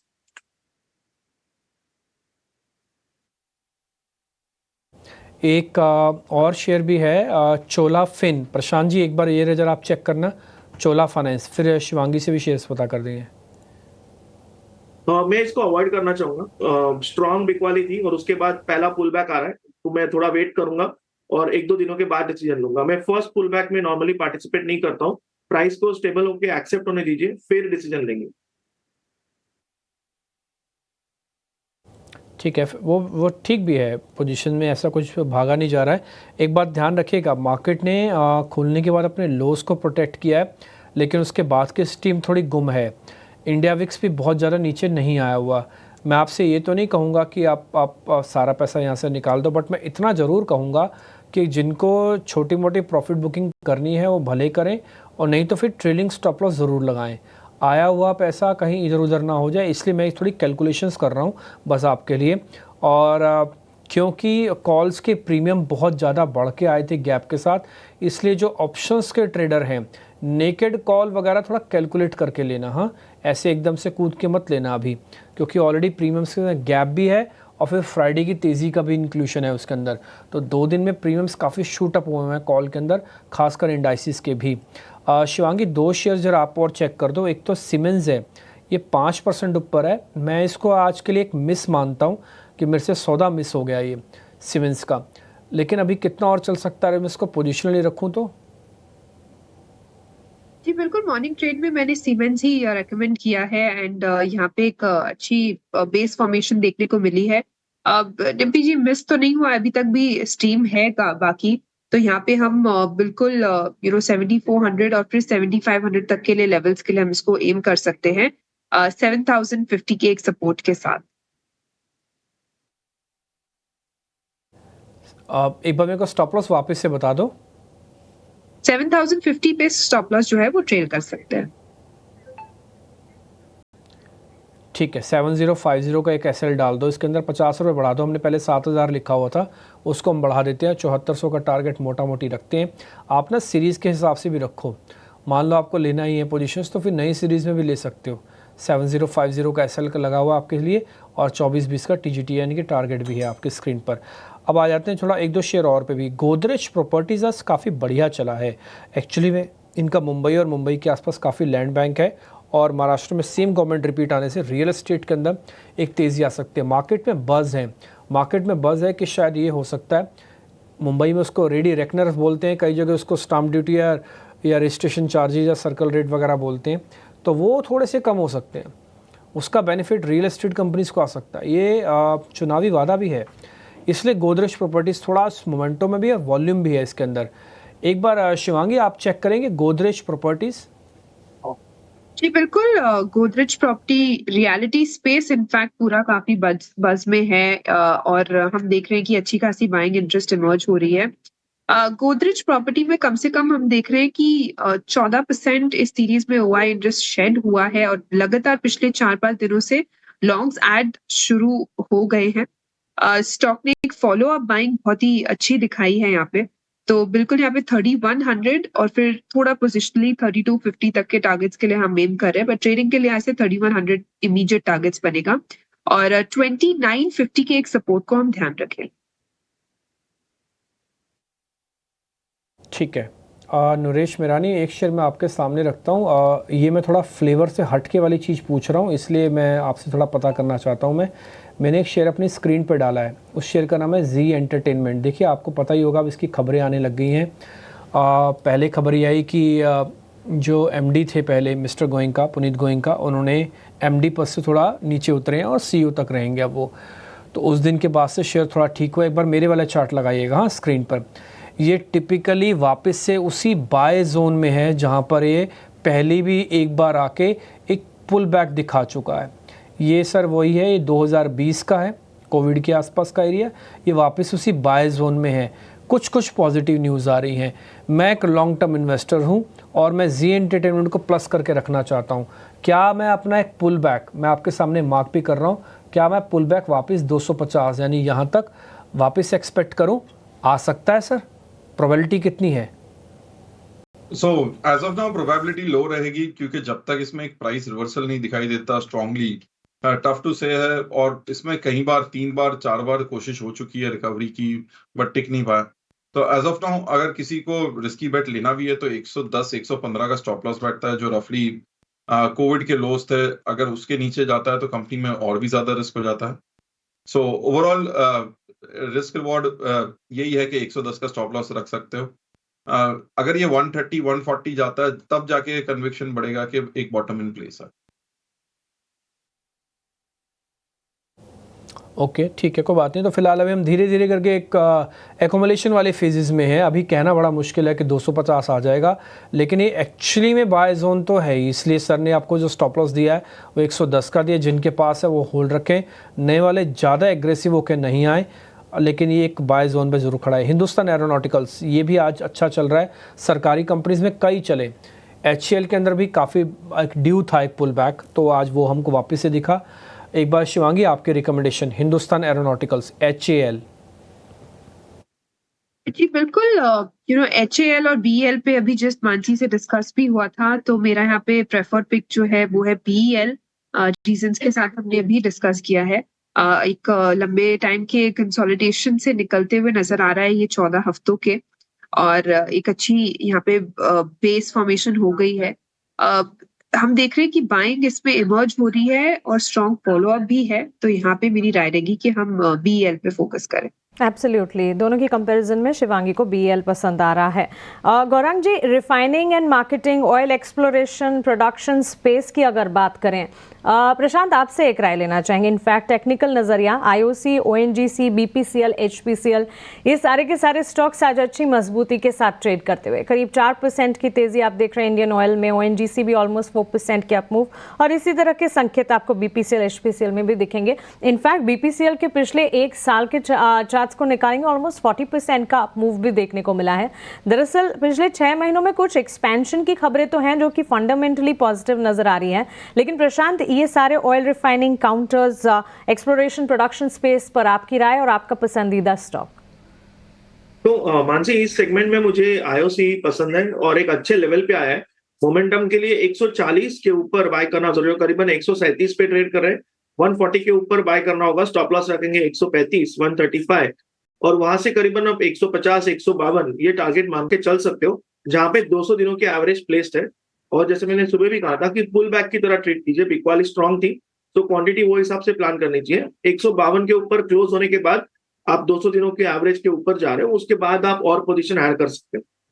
सो इंडियन ऑयल पसंद आता हुआ। इस बीच अगर आप देखेंगे मिड कैप कैटेगरी के भी जो स्टॉक्स हैं उसमें ऑफ कोर्स रेलवे काउंटर्स तो है ही, जिस पर हमने डीप डाइव कॉन्वर्जेशन भी किया। कंस्ट्रक्शन स्पेस भी है जैसे कि IRB इंफ्रा, और साथ ही अगर आप देखेंगे यहाँ पर चुनिंदा बैंक्स और रियल एस्टेट प्लेयर्स हैं जहाँ पर अच्छा खासा एक्शन देखने को मिल रहा है। BSE limited, Naresh good morning, एक राय आपसे भी जानना चाहेंगे। BSE लिमिटेड के स्टॉक प्राइस में ऑलमोस्ट हम देख रहे थे पिछले 2-3 महीने से जब बाजार में वॉलेटिलिटी थी तब भी ये स्टॉक परफॉर्म करता हुआ, आज के सत्र में भी ऑलमोस्ट 4% अपटेक। और कभी भी स्ट्रॉन्गेस्ट अप ट्रेंड में अगर हम देखें बाकी स्टॉक्स के सामने, सो अब एक ट्रेलिंग स्टॉप लॉस रख के यहाँ पे स्ट्रेटेजी होनी चाहिए कि अब ट्रेलिंग स्टॉप लॉस 4680 का होगा, और जो प्रीवियस हाई है रफली अराउंड 4969, सो 5000 के ऊपर सस्टेन करता है तो एक फ्रेश ब्रेकआउट होता है। सो करंट लेवल्स पर रिस्क रिवॉर्ड ग्रेट इसलिए नहीं है कि स्टॉक 2800 वाला था सितंबर में और अब 5000 पर है, बट अगर कोई होल्ड कर रहा है तो 4680 के ट्रेलिंग स्टॉप लॉस से राइट करना चाहिए।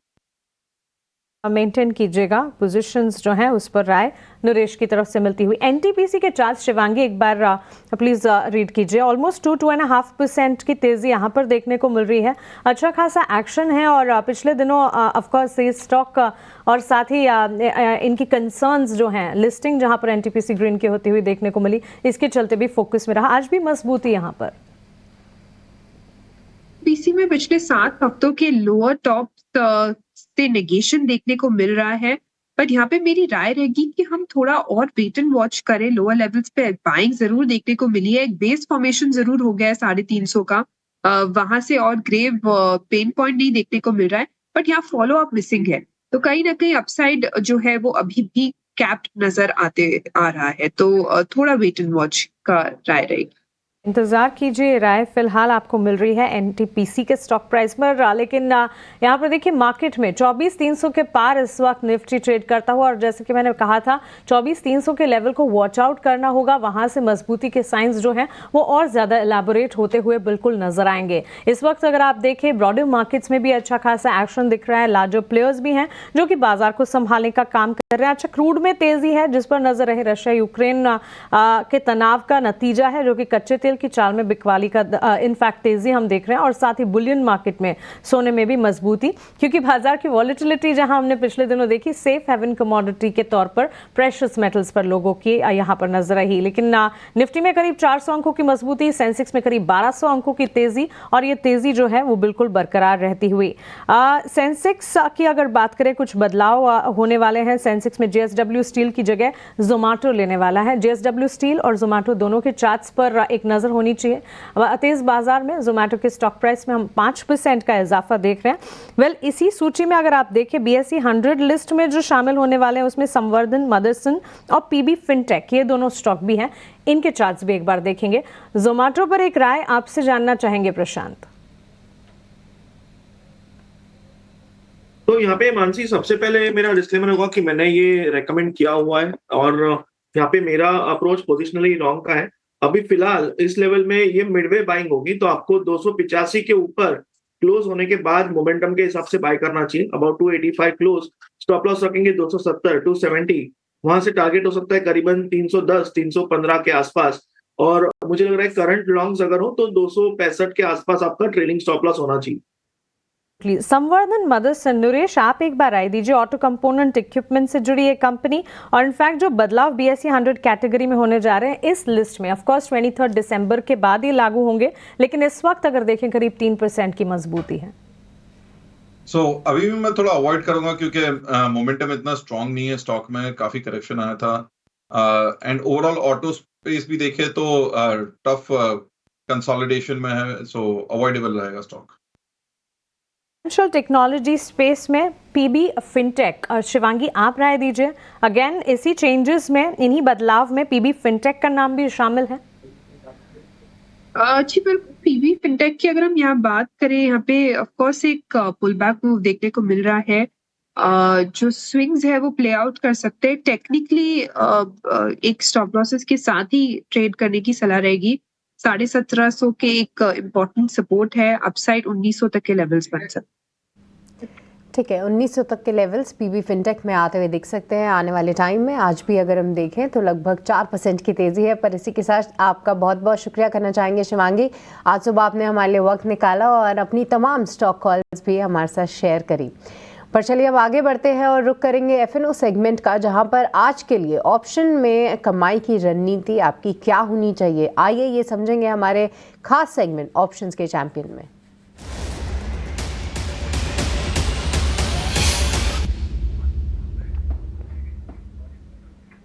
तो आज के ऑप्शंस के चैंपियन की रणनीति बताने के लिए हमारे साथ अजीत मिश्रा मौजूद है। Ajit, very good morning. बताइए कौन सी रणनीति लेकर आए हैं आप ऑप्शन सेगमेंट से। Good morning. सो देखिए, जिस तरीके से मार्केट का टोन फ्राइडे के बाद उसी का कंटिन्यूशन देखने को मिल रहा है और इंडेक्स में हम देख रहे हैं कि हायर लेवल्स सस्टेन भी कर रहा है, तो जो कुछ एक इंडेक्स मेजर्स जहाँ पे थोड़ा प्रॉफिट टेकिंग देखने को मिली थी वहाँ पे एक अच्छी रिकवरी देखने को मिल रही है, जिसमें से भारतीय एयरटेल एक ऐसा नाम है जहाँ पे काफ़ी कंसिस्टेंसी रहती है और लो बीटा काउंटर है। तो यहाँ पे एक स्ट्रॉन्ग रिकवरी फ्राइडे को देखने को मिली और उसका कंटिन्यूशन अब हम देख रहे हैं कि 1600 पे स्टॉक ट्रेड कर रहा है। एंटिसिपेशन ये है कि रिकवरी और फर्दर स्ट्रेंथन होगी, करीब 1650 से लेकर 1660 तक के लेवल्स इसमें देखने को मिल सकते हैं।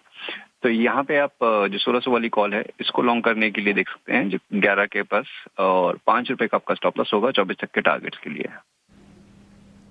ऑलराइट, तो भारतीय एयरटेल यहाँ पर आप रखिए नज़र। कॉल ऑप्शन के जरिए यहाँ पर आप ट्रेड ले सकते हैं।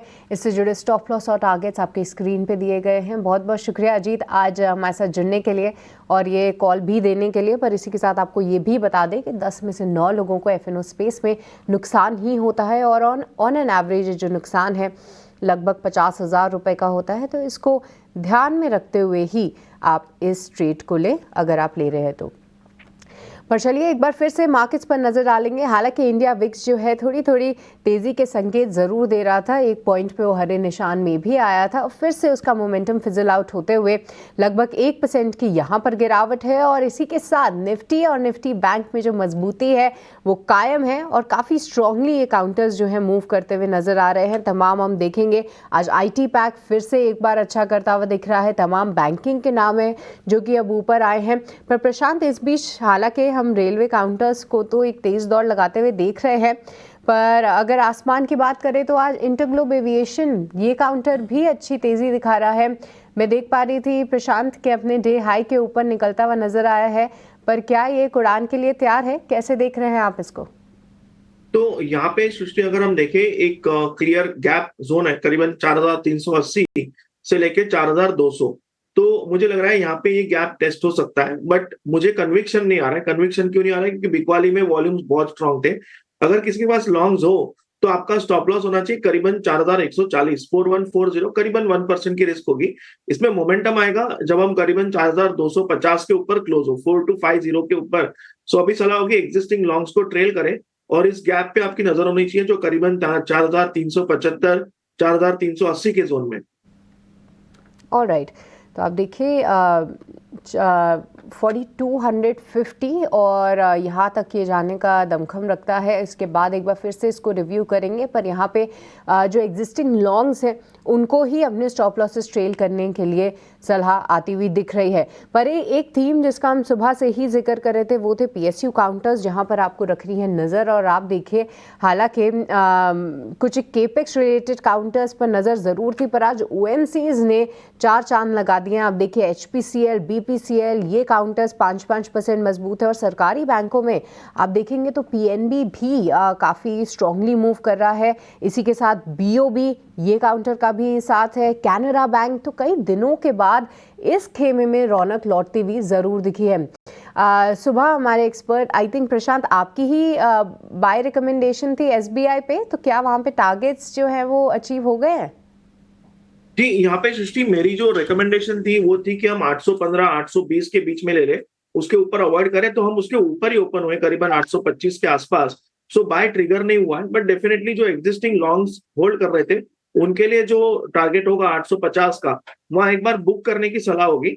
और जो लेवल्स मैंने दिए थे 815, 820, इस जोन में अगर फिर से किसी वजह से डिप आ जाए वहां आप लॉन्ग कर सकते हो।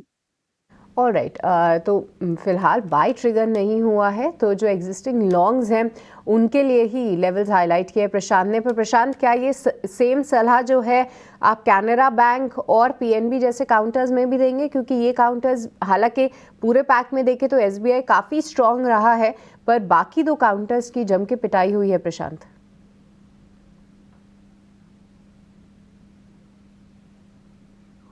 प्रशांत, आपको अनम्यूट करना पड़ेगा। जी, वेरी सॉरी।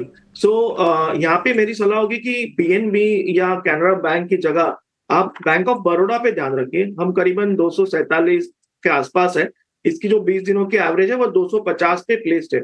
एक बार ये 250 के ऊपर निकल जाए, मेरे हिसाब से यहाँ आप लॉन्ग जाइए। स्टॉप लॉस रखेंगे करीबन 242, 240, और यहाँ पे मुझे लग रहा है हम 260, 264 इस जोन को देख सकते हैं। तो बैंक ऑफ बड़ौदा में मोमेंटम स्ट्रांग बढ़ने के चांसेस काफी ज्यादा है एज कम्पेयर टू PNB या कैनरा बैंक। ऑलराइट, तो बैंक ऑफ बड़ौदा में अभी भी फिलहाल मौके दिखाई दे रहे हैं। और जी हाँ प्रशांत, मुझे याद है कि जब ये 250 या 255 के बीच में आया था पिछली बार, तो हमने इसके ब्रेकआउट की काफ़ी चर्चा भी की थी, पर उसी के ठीक बाद जो है मार्केट ने करेक्शन दिखाया और ये स्टॉक भी जहाँ तक मुझे याद आ रहा है 230 के आसपास जो है एक बार फिर से इसने गोता ज़रूर लगाई है, पर एक बार फिर से एक स्ट्रॉन्ग मजबूती यहाँ पर आते हुए दिख रही है। और ऊपर के टारगेट्स भी प्रशांत जो है देख पा रहे हैं। पर आज देखें तो IT स्पेस में फिर से एक्शन है, क्योंकि आप देखेंगे कि इंडेक्स फ्रंट पे तो शायद IT लीड नहीं कर रहा है, पर कई सारे स्टॉक्स ऑल टाइम हाई मार रहे हैं। जहां पर आप परसिस्टेंट, कोफोर्स, टेकएम, HCL टेक, ये कुछ नाम ज़रूर हैं जो कि ऑल टाइम हाई आज आपको फिर से दिखा रहे हैं। हाल फिलहाल अगर हम IT की चाल को थोड़ा सा ऑब्जर्व करें तो एक क्लियर ट्रेंड ये ज़रूर है कि हालांकि धीरे धीरे करके ही सही, पर ये काउंटर्स खासतौर से मिड कैप IT नेम्स काफ़ी मजबूत हैं। प्रशांत, इनमें से एक अगर स्टॉक अगर आप परसिस्टेंट हमारे साथ डिस्कस करें, क्या आप पर्टिकुलरली इसको कैसे देख रहे हैं चार्ट पे? क्या यहाँ पे अभी भी पसंद आ रहा है, इसमें फ्रेश बाय क्या ट्रिगर कर सकते हैं? और अगर नहीं तो कोई और IT काउंटर जो कि आप हाईलाइट करना चाहें? जी, ये थोड़ा सा सृष्टि स्ट्रेस्ड है, मैं इसको अवॉइड करूंगा। बट जैसे मैंने सुबह कहा था, आप HCL टेक पे ध्यान रख सकते हो। करीबन 1890 के आसपास, 1895 के आसपास ट्रेड कर रहा है। सो यहाँ पे आप करीबन 1880, 1875 स्टॉप लॉस रख के लॉन्ग जा सकते हो स्पॉट क्लोजिंग बेसिस। और यहाँ पे मुझे लग रहा है 1925, 1930 ये लेवल आपको नजर आ सकते हैं। ठीक है, तो यहाँ पर आपको नज़र रखनी है HCL टेक, इस काउंटर पर आप नज़र रखिए। पर रियल एस्टेट प्ले की जिस तरीके से हम बात कर रहे थे, गोदरेज प्रॉपर्टीज़ धीरे धीरे कर 5% से भी ज़्यादा की तेज़ी दिखा रहा है। और मैं देख पा रही हूँ कि DLF भी फ़िलहाल जो है डे हाई पे आता हुआ दिख रहा है। प्रशांत, 900 के भी ऊपर के लेवल्स हमने देखे हैं DLF में, अब 800 के आसपास मिल रहा है, 830 आज का भाव है। क्या अभी भी इन स्तरों पर पसंद करना चाहिए DLF को?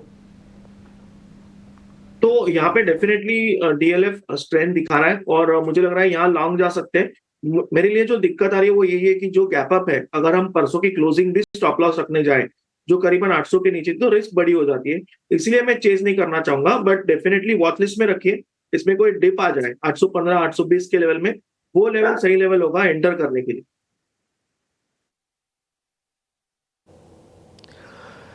ठीक है, तो इंडिया विक्स थोड़ा कम ज़रूर हुआ है, लेकिन मार्केट्स को भी ब्रीदिंग स्पेस चाहिए अभी, क्योंकि ये जो गैप था अपने आप में बड़ा गैप था और उस गैप को बैक टू बैक फ्राइडे के साथ जोड़ा जाए तो 900 पॉइंट ये और करीब पहले भी 600-700 पॉइंट बैंक निफ्टी और चला हुआ है, तो करीब 1500 से 1600 पॉइंट्स की रिकवरी मोटा मोटी आ चुकी है और निफ्टी पर भी रिकवरी 500 पॉइंट की ये और 350-400 पॉइंट की आज की, तो 900 पॉइंट की रिकवरी तो निफ्टी पर भी आ चुकी है।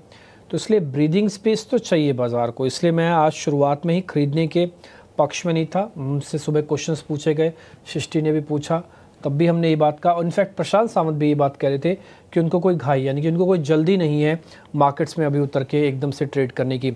मैं मार्केट के पक्ष में ही हूँ, मैं खुद चाहता हूँ कि बाज़ार चले, लेकिन ऐसा भी ना हो कि अपॉर्चुनिटी लॉस्ट होकर चले। आज का गैप एक सॉर्ट ऑफ अपॉर्चुनिटी लॉस्ट है, जो लोग मार्केट्स के अंदर थोड़ा पक्का होके मार्केट्स को देखना चाहते थे। ठीक है, ये रहेगा, बट ठीक है तब भी ठीक है, नहीं है तब भी ठीक है, ऐसा कुछ नहीं है। बाज़ार हो सकता है फिर से आपको कभी मौके दे दे। अब आ जाते हैं सीधा स्टॉक्स पे। पोजीशंस तो अच्छी बनी है, इसमें कोई दो राय नहीं है। एक बार जरा एडवांस डिक्लाइन की रेशियो दिखाएंगे आप। आज आप एफएड वाले शेयर्स भी देखेंगे ना, तो उसमें करीब 155 शेयरों में तो सिर्फ लॉन्ग है 155 में, और 10 शेयर ऐसे जिसमें सिर्फ कवरिंग हो रही है, यानी कि आज ज़्यादातर शेयरों में खरीदारी हुई है, कवरिंग नहीं हुई है, खरीदारी हुई है बाकायदा। और आज शॉर्टिंग वाली संख्या सिर्फ 13 है, यह ऑलमोस्ट बॉटम है आज के एफ&ओ की पोजीशंस का। आप इससे ज़्यादा शॉर्ट, चलो ठीक है 4-5 में और मान लेता हूँ, 10 से नीचे ज़्यादा शॉर्ट नहीं गिरा पाओगे आप। तो मार्केट का ये भी एक चेक करने का तरीका होता है कि एडवांस डिक्लाइन की रेशियो थोड़ा आज ओवर शूटेड हुई है। 160 शेयर आज चलकर कामकाज कर रहे हैं और सारे शेयर्स आपकी स्क्रीन पर नोटिस हुए हैं। इससे थोड़ा सा रुकने में कोई बुराई नहीं है। एक दो शेयर और ज़रा मैं चेक कर लेता हूँ आज जहाँ पे पोजीशनिंग अच्छी बनी है। पहले लॉन्ग साइड पे चेक करते हैं। पीएनबी भी, ये भी एक शेयर निकल के आया, वॉल्यूम नहीं है, छोड़ देता हूँ। सीमेंस पूछ लिया मैंने। कैनरा बैंक ये लेके आइए, 4% का कैनरा बैंक है। एक बार प्रशांत जी कैनरा बैंक चेक करना आप। तो डीपी जी, मैंने सुबह एसबीआई रेकमेंड किया था और अभी कुछ देर पहले बैंक ऑफ इंडिया। अगर मैं कैनरा बैंक को देखूं तो ये 20 दिनों के एवरेज पे आया है और वहां पे एक गैप रेजिस्टेंस भी है, तो मैं फिलहाल इस लेवल पे अवॉइड करना चाहूंगा। ये करीबन 95-96 के आसपास, 95-96 जोन के आसपास जब मिलेगा वो एक सही लेवल होगा, या फिर अगर ब्रेकआउट चाहिए तो 104 के ऊपर क्लोज होने के बाद। अब हम रेंज के बीचों बीच है, तो यहाँ मेरे लिए नो ट्रेड जोन में होगा। एग्जिस्टिंग लॉन्ग्स जिनके पास हो वो करीबन 99 के नीचे, बिलो 99 स्पॉट स्टॉप लॉस रख के बने रहे। चलो दो स्टॉक्स में आपसे फटाफट से पूछता हूँ सर। पहला एक्साइड है, जरा चेक करना एक्साइड के अंदर जो आज की पोजीशंस बन रही है, टिपिकली ब्रेकआउट भी है और चलेगा क्या ये? यहाँ पे आप पुल बैक एक्सपेक्ट कर सकते हो 200 दिनों के एवरेज तक, जो करीबन 450 पे। सो वो हिसाब से आप ट्रेड प्लान कर सकते हो और स्टॉप लॉस रखे करीबन 425 के नीचे। सो ऑलमोस्ट 1:2 की ट्रेड आपको मिल रही है, तो मेरे हिसाब से ये ट्रेड प्लान की जा सकती है एज अ पुल बैक। ये ABFRL चलेगा और ABFRL? तो ABFRL में डीपी अगर हम देखें तो बार बार वो 303-304 का लेवल है, ये एक बड़ा रेजिस्टेंस है और वहां से हर बार बिकवाली आई है। तो मेरे लिए फिलहाल यहाँ पे रिस्क रिवॉर्ड बेहतर नहीं लग रहा है, मैं इसको अवॉइड करना चाहूंगा। ठीक है, आप इसको अवॉइड करेंगे। मैं कुछ और शेयर्स भी पता कर लेता हूँ। मेरे को ऐसा नहीं कि सभी शॉर्ट भी मैं देखता हूँ कहाँ पे एग्रेशन बन रहा है शॉर्ट्स के अंदर भी। 1 मिनट का समय दीजिए। ऐसी ही बिला एक बार ज़रा इन्फोसिस दिखाइए। इन्फोसिस, SL टेक भी दिखाइए स्क्रीन पर। SL टेक, इन्फोसिस एक बार दिखाइए। फिर अभय अग्रवाल से भी बातचीत होगी 10-10 पे।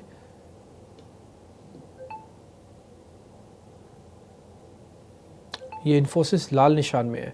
एक बार जरा SL टेक भी दिखाओ आप। ये भी लाल निशान में आ गया है। ये आज ऐसा नहीं है कि ये पहले गैप के साथ नहीं खुले हुए हैं, ये भी गैप के साथ खुले हुए शेयर है। और एसएल टेक ने तो अपना साल का हाई टेस्ट किया है आज, तो दोनों शेयर से प्रॉफिट बुकिंग हुई है। और मैं इन बिटवीन देख रहा हूँ, एक बार आप मेरी स्क्रीन पर निफ्टी आईटी और निफ्टी बैंक एक साथ दिखा सकते हैं? निफ्टी आईटी और निफ्टी बैंक का एक साथ इंट्राडे चार्ट दिखा सकते हैं? तो दिखाइएगा स्क्रीन पर। एक्चुअली में बैंकिंग काउंटर्स की संख्या बढ़ रही है और आईटी के काउंटर्स की प्रॉफिट बुकिंग की संख्या बन रही है। तो ये साफ बता रहा है कि बैक टू बैक एफआईस का जो नंबर आएगा वो शायद बहुत ज़्यादा बढ़ के ना आए। 31% है, दोनों में अगर बाइंग आ रही होती तो बात अलग होती। तो Nifty IT index almost days low test कर रहा है और निफ्टी का बैंक इंडेक्स अभी भी डेज हाई पे ही है। अभी आपकी स्क्रीन पे दोनों एक साथ छपे हुए आ जाएंगे, ये देख लीजिएगा। ये निफ्टी आईटी इंडेक्स है, डेज लो पे आ गया और निफ्टी बैंक ऊपर ही खड़ा हुआ है अभी भी। तो आईटी के अंदर जो प्रॉफिट बुकिंग आ रही है इसमें कोई ज़्यादा दिक्कत तो नहीं है। एक बार इन्फोसिस, एसएल टेक दोनों शेयर के चार्ट चेक करना प्रशांत जी। जी दोनों में आपको हालांकि नेगेटिव प्राइस एक्शन दिख रही है, बट दोनों में फर्क है। एचसीएल टेक एक न्यू हाई बना के रेंज ब्रेकआउट को टेस्ट कर रहा है, तो यहाँ पॉजिटिव नजरिया रख सकते हो। इन्फोसिस में अगर हम देखें तो एक गैप, बेरिश गैप, बड़ी बेरिश गैप है, वहां पे रिएक्ट कर रहा है। सो यहाँ पे मुनाफा बांधने की सलाह होगी, या फिर अगर आपके पास लॉन्ग्स हो तो बहुत नजदीक 1878, 1875 स्पॉट लेवल से ट्रेल करना होगा। यहाँ पे अगर आपको फ्रेश बाय करना है तो नेक्स्ट लेवल जो है वो 1940 के ऊपर है, जो आज के हाई के काफी ऊपर है। तो मेरे लिए ये फिलहाल इन्फोसिस में कॉशियस रहने की सलाह होगी। एचसीएल टेक में आप अपॉर्चुनिटी देख सकते हो। ठीक है, एसएल टेक में एक अपॉर्चुनिटी आप ज़रूर यहाँ पे देख सकते हो। प्रशांत जी बहुत शुक्रिया, थैंक यू वेरी मच। हमने आपसे समय लिया, आज अच्छे से बातचीत हुई, इसके लिए बहुत बहुत शुक्रिया। थैंक यू वेरी मच आज समय देने के लिए।